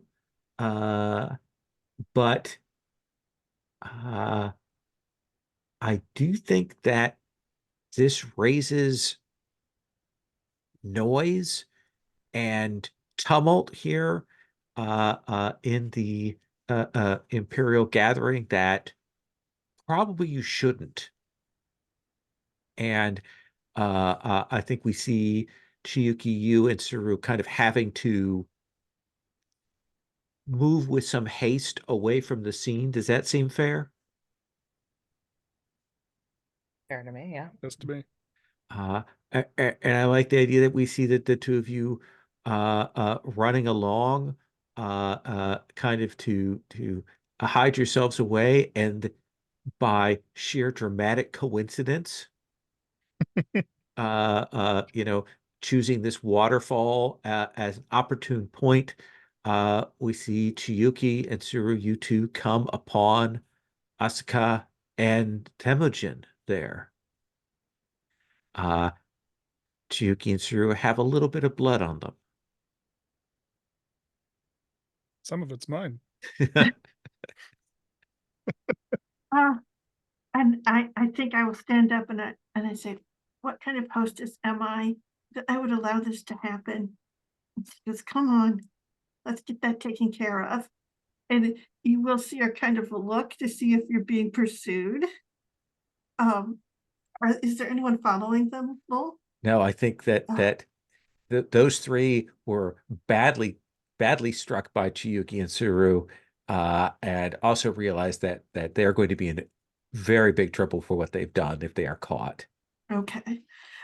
Good, then I will usher them away and get them magical healing as soon as possible.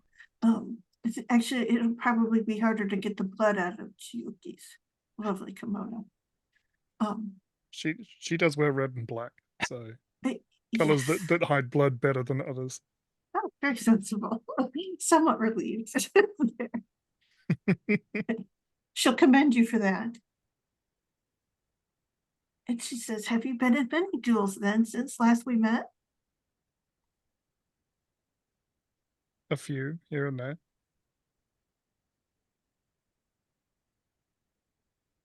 I win some. Are you up for a rematch? I am not. I must admit, it took a great deal out of me. And she kind of says, Suru, it is good to see you. You know that she knows who you are, Suru. She goes, what can I do to make this day more calm for the two of you?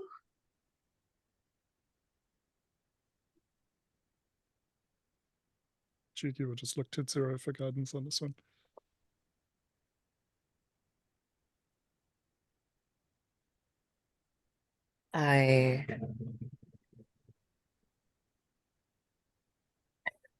Do you mind if I shed my feathers? That would bring me comfort, a bit of nesting. Perhaps by a fire. I know a place. And she will take you to a house that has a little garden, and there's a fireplace and all of those things. And you'll see her go into the garden, and she says, and she's talking to someone. She comes back in and she goes, Kenta says it's fine if we stay here.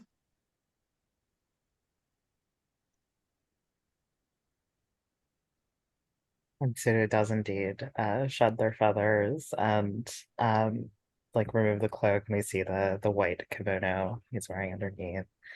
And without the sort of without the cloak, he looks very much like a kind of gangly older teen, like still sort of growing into his body. And he just sort of huddles next to the fire, kind of looking over at Chiyuki on occasion, I think, in a way that's like he's observing her and like watching her and learning about her, and not wanting her to see him do that.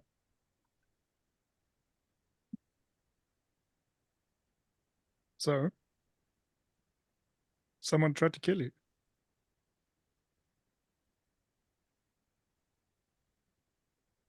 I'm not popular.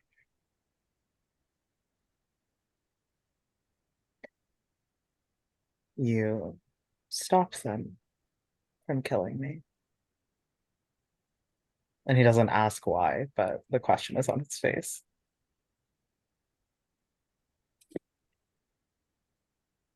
Do you deserve to be killed?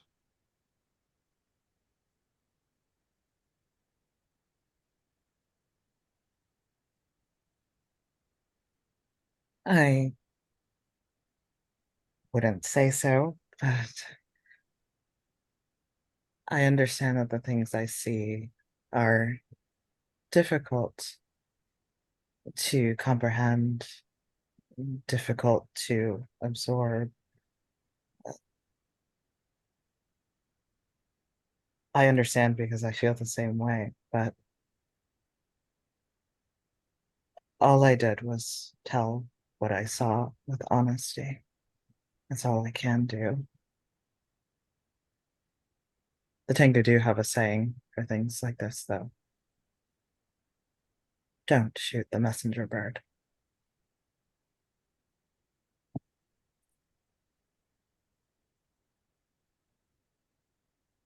I think Asuka says, I've heard that your portents were dark, but not the particulars. I am curious.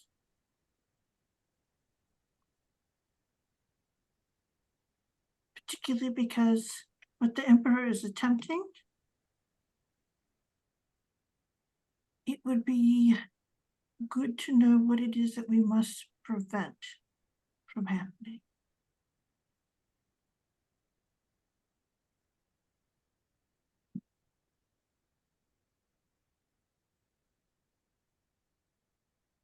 You see the conflict on Suru's face.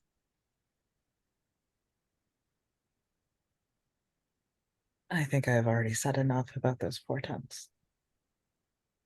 I've already changed enough.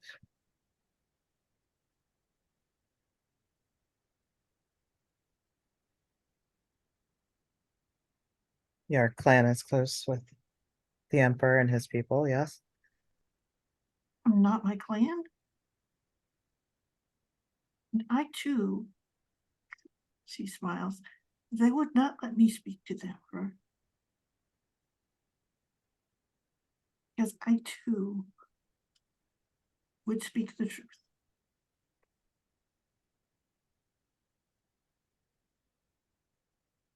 It is not that they would lie, but that they understand which of the things are dangerous to say.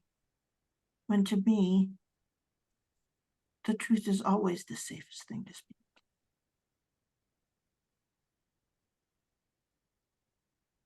If you sincerely believe that about the truth, then I don't think you're very well acquainted with that. It was just interesting. I have sought it all my life, and I have brought it back. But I certainly don't know all of the truth.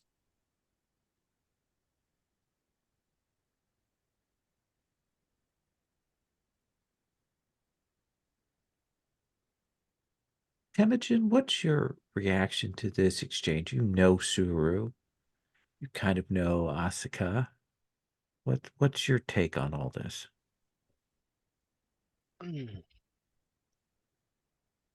Yeah, I think um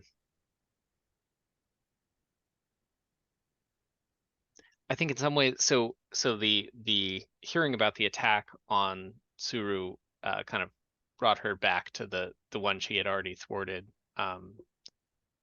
Although I don't think she knows sort of who was attacking Suru. You know, that she all she saw was the aftermath. But I think this sort of discussion about truth telling to the emperor and the dangers thereof, or the sort of the inability to get truth to the emperor, in some ways I guess rings true from her experience in the court. And I think is maybe sort of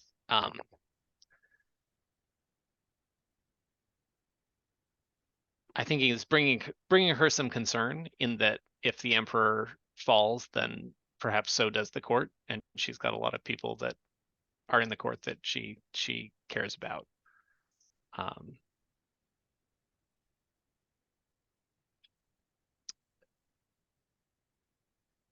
don't know if she has a. I'm not sure if she. So I think this is it's mostly a sort of feelings of worry. Mhm.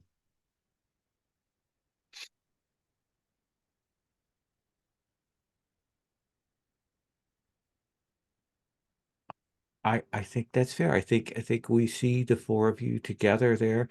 Maybe that sense of worry a little bit more made more palpable by Suru's words, ominous as they are, and the kind of uncertainty there. But What? I will Yes. say, isn't that the first time that someone has told me I'm a fool? Perhaps you are right. And she will make sure that you have something to eat and to drink. And the same for Chayuki. Though she seems far more amused that Chayuki is her guest. So. Saying a thing multiple times does not make it true.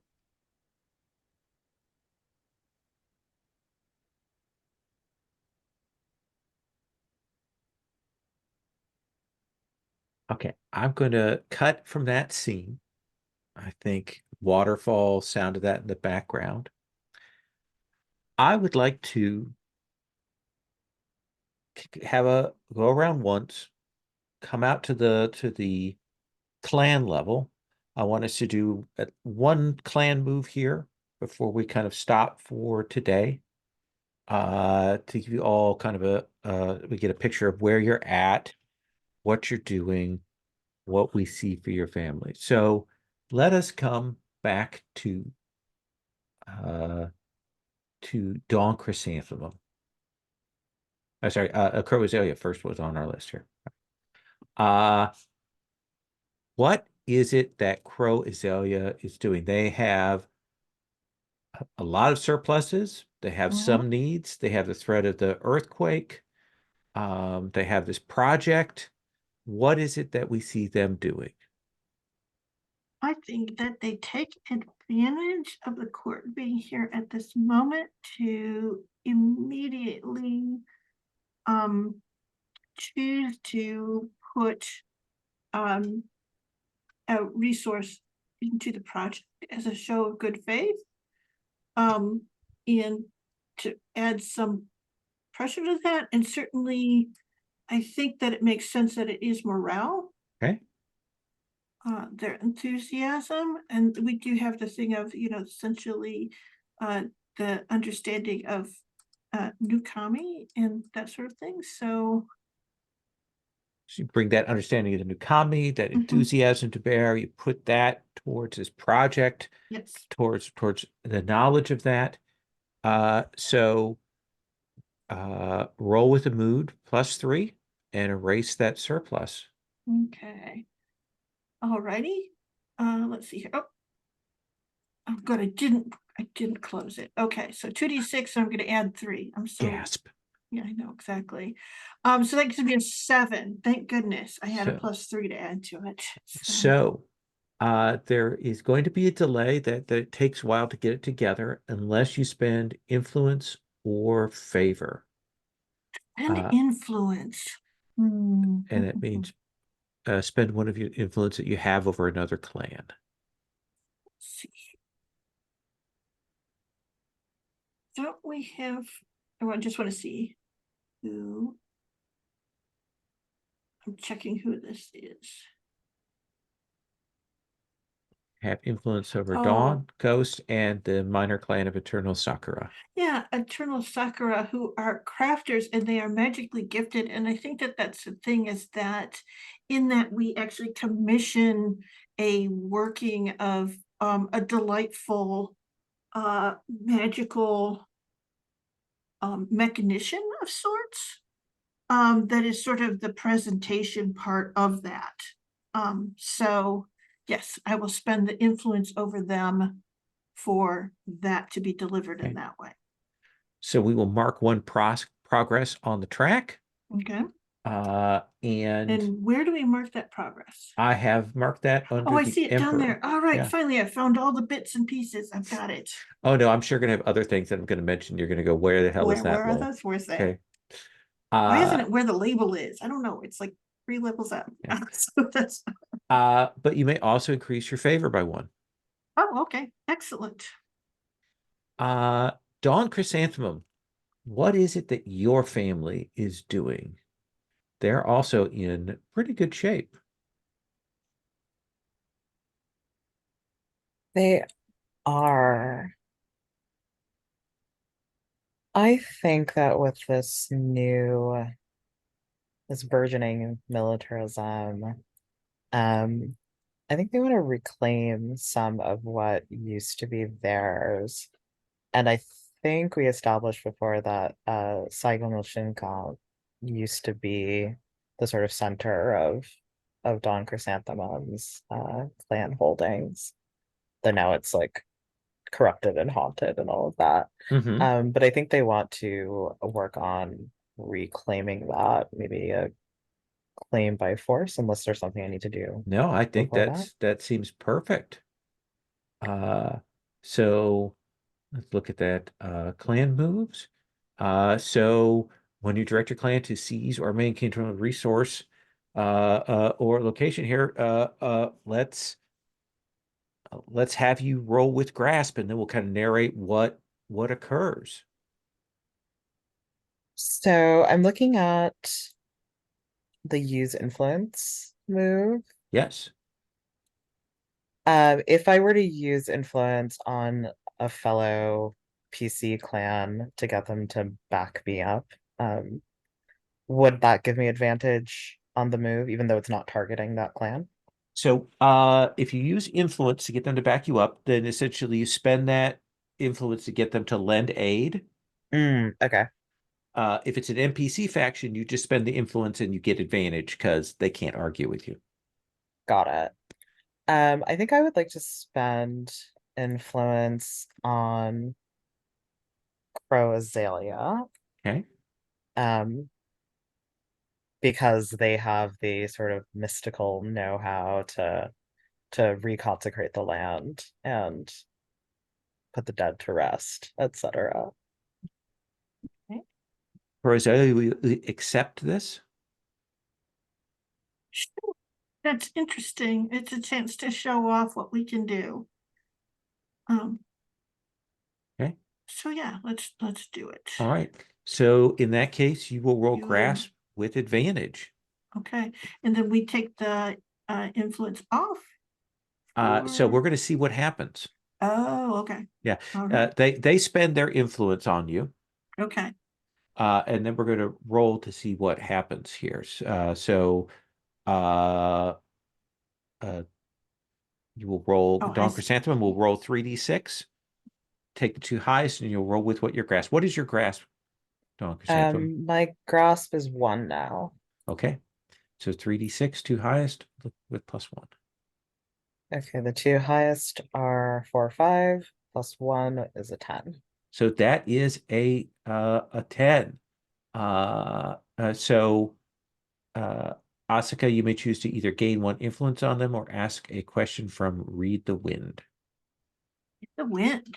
Ooh, is that a clan playbook That is the or a clan move? yeah, it's below hold together. So for claim by force, let's resolve this. Dawn Chrysanthemum, you have to you choose 1 result from that list there, that first part.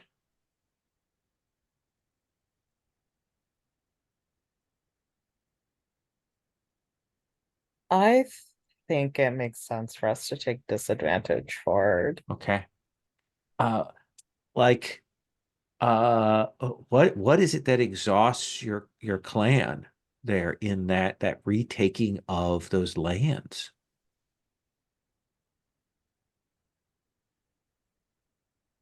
I think it's a couple of things. I think it's one that this is our first real show of might, or like kind of power, like moving our forces into this land, into these lands and preparing them to be sort of rebuilt in our image. So the sheer like logistical tax Mhm. is large.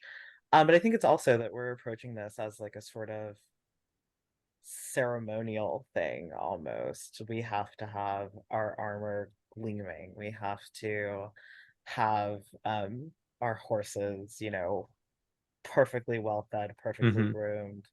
Um, this has to look beautiful. It has to not only be successful, but it has to be gorgeous, one for the ages, right? Eh, So we're it- putting so many resources into this that we can't focus on anything else for a while. I like that. I like that. So you will take these woods. You will clear out the things that have lurked there, and you will reclaim it. Rebuilding here may be a challenge, just given the corruption that had been here, but it is your place again. Uh, and then Crow, did you want to ask a question? We will read the wind because these set of Shugenja who have been able to wrest the corruption from this land and assist in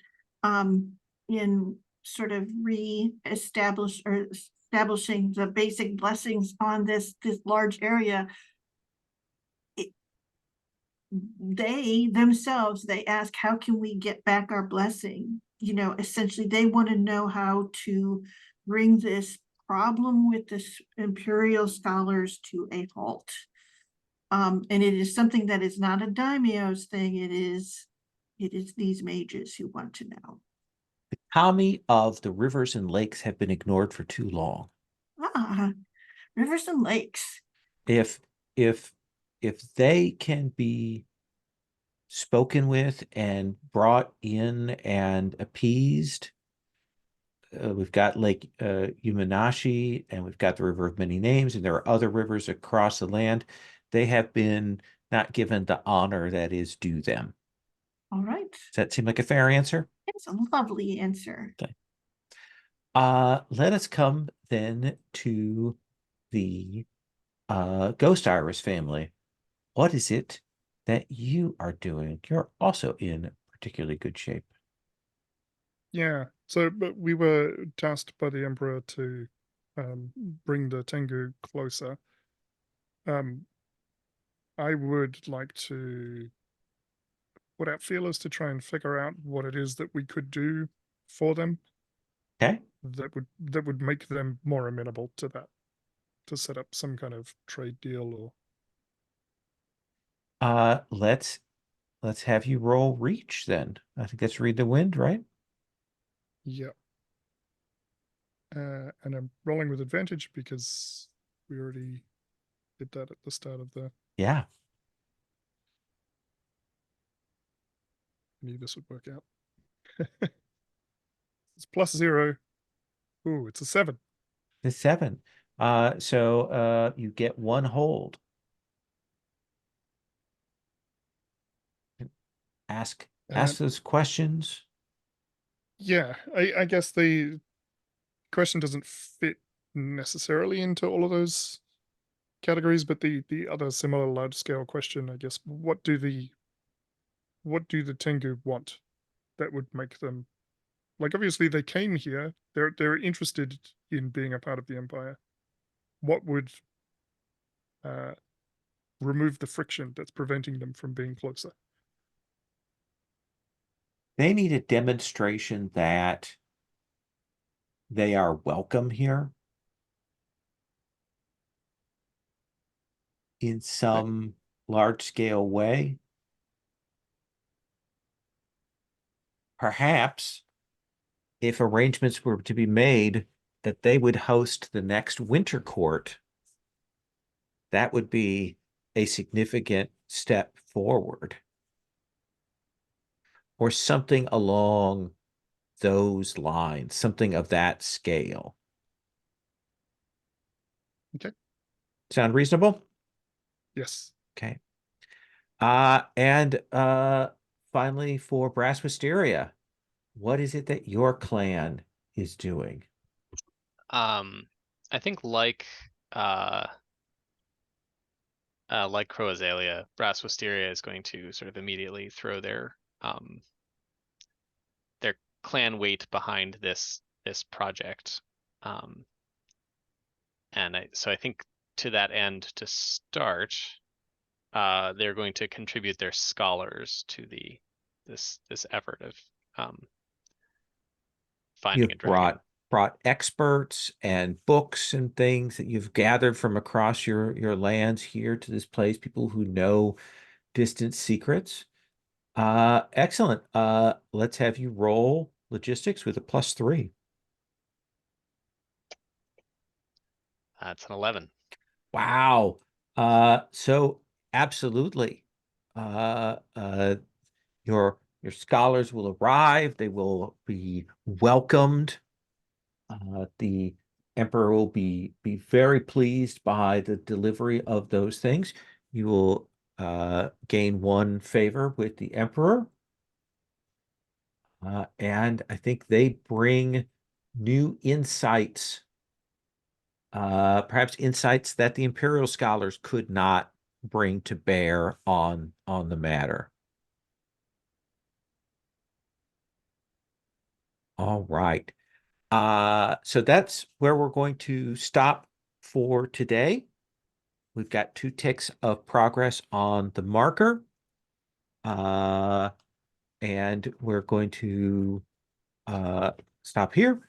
We'll take up with that next time with the various agendas there. I definitely want to get our PCs again on the table in terms of our spotlight next time, and maybe we'll finish this project. Maybe we won't. We will see. So if it's okay, a lot of ums here from Lowell, trying to work on that again. I go through that. So I would like to do a quick stars and wishes. Stars being things that you dug, liked in terms of our move up here in the ages, and then wishes being like, hey, we've got 1 session left. Is there something that you definitely want to see in that last session? So Asuka. Uh, Gosh, okay. Things I liked. It is lovely seeing these new characters. Chayuki is a joy. Thorough is full of all the angst that I want to read the manga, the manga. So that and here's the thing is I do love a good spy, and you are beautiful. Your character, Temujin, is just so gorgeous, perfect spy. So I love these characters. I loved our other characters, but now I'm sad that I haven't spent more time with these. But we have another session, so it will be glorious. That is important. I Let's see here. What do I want to do? I want some big splashy magic. I think I don't know if we need to run into the corrupted ones or if it's just in the thing of trying to get to an imperial dragon, but something big and yeah, like a huge working. Absolutely. I think that's I'm going to need some more fails from you though to help me I out on that. usually have no problem fulfilling that. It was a bit surprising to me that I did not absolutely fall on my face this evening. Suru, stars, wishes. Yeah, I totally agree with Sherry that these characters are really interesting. And I think this is a kind of bumbled wish, I guess. I think the main thing I would love to see I think the relationships that we establish between them are all really fun and really meaty. And obviously we only have 1 session, so we're not really going to be able to dive as deep as maybe I would want. But I would really love to see us just like throttle those like as hard as we can in the coming 3 hours that we have remaining. Mhm. And yeah, Stars. I don't know. The new characters are my big star. Okay. But yeah, I had a good time. Thanks, Maybe we everyone. can try and see if we can get a good four-person zoom in for that middle section of the next next session as kind of a goal there. Chiyuki? Yeah, ditto on the. This is my first time playing the legacy system, base system, and I really love the pacing of painting with a broad brush and then zooming in on like moments of really important detail and then zooming back out again. I love it. Asuka remains absolutely fantastic. Like if I wanted to pick one of the characters of the previous ones, actually I guess any of them would have worked, but I love Mhm. seeing Asuka being the continuation of that legacy into this new group. And also I keep it keeps circling in my brain that Sherry, I think you said in our session 0, the prophecy of 3 groups of 3 children. And so here we are with another group of 3, which is fun. And yeah, all the new characters are great, and the relationships that we built in them are really, really meaty, and I'm looking forward to digging into that more. In terms of wishes, I kind of want Chiyuki to have some kind of redemption in that I think she's wrong. Like, Oh, I right. deliberately Okay. created a character that was opposed to everything that I was for in the first half of the thing.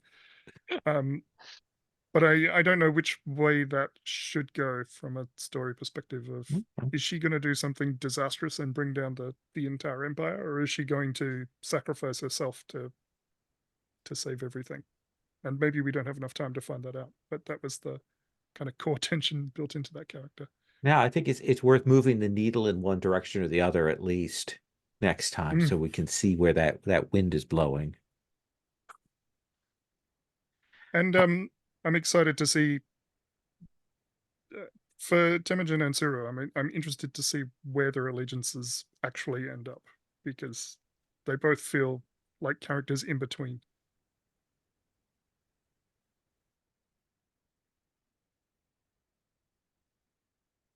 Excellent. Temujin.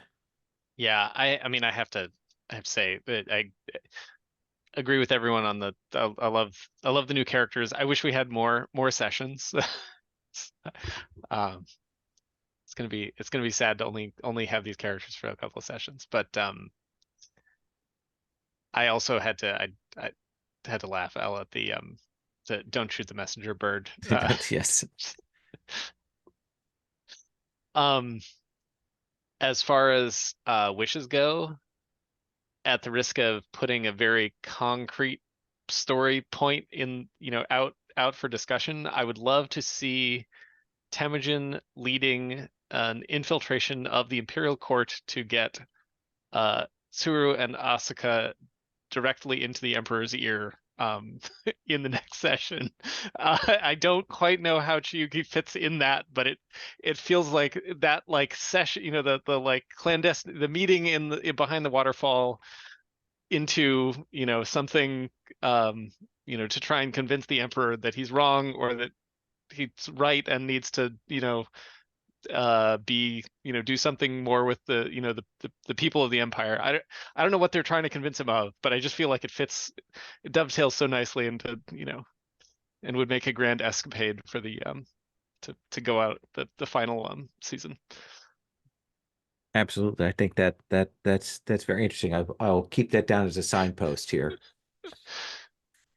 It is one of the things I find interesting, but I really love Legacy. But it is one of those things that as a GM, it can be a challenge to know, like, what's the pacing of this? How much space do we give something to breathe? Where do we go? How do we cut? And I think it takes a while and varies from different groups. Like, I know groups who go boom, boom, boom, let's get this project done. And then maybe we'll talk to our characters. Like it's a very, very different kind of pacing that you learn. I had that for me is always a challenge. I had a challenge of that with running Numberless Secrets, which is the mystery game for Hearts of Lynn, figuring out how long those need to be. And with Girl by Moonlight recently, figuring how much time to give the various things to breathe. So but yeah, I definitely want us to get a chance to do some character moments next time, because I do love these characters. And I do think seeing characters, new ones especially, because they can comment and reflect on what's gone before in a new way, is probably, I think, the real strong secret sauce of Legacy and the generational play. So thank you all so much. I am going to stop the recording. I'm going to stop the summary first, and then I'm going to stop the recording. I'm not Mike Land.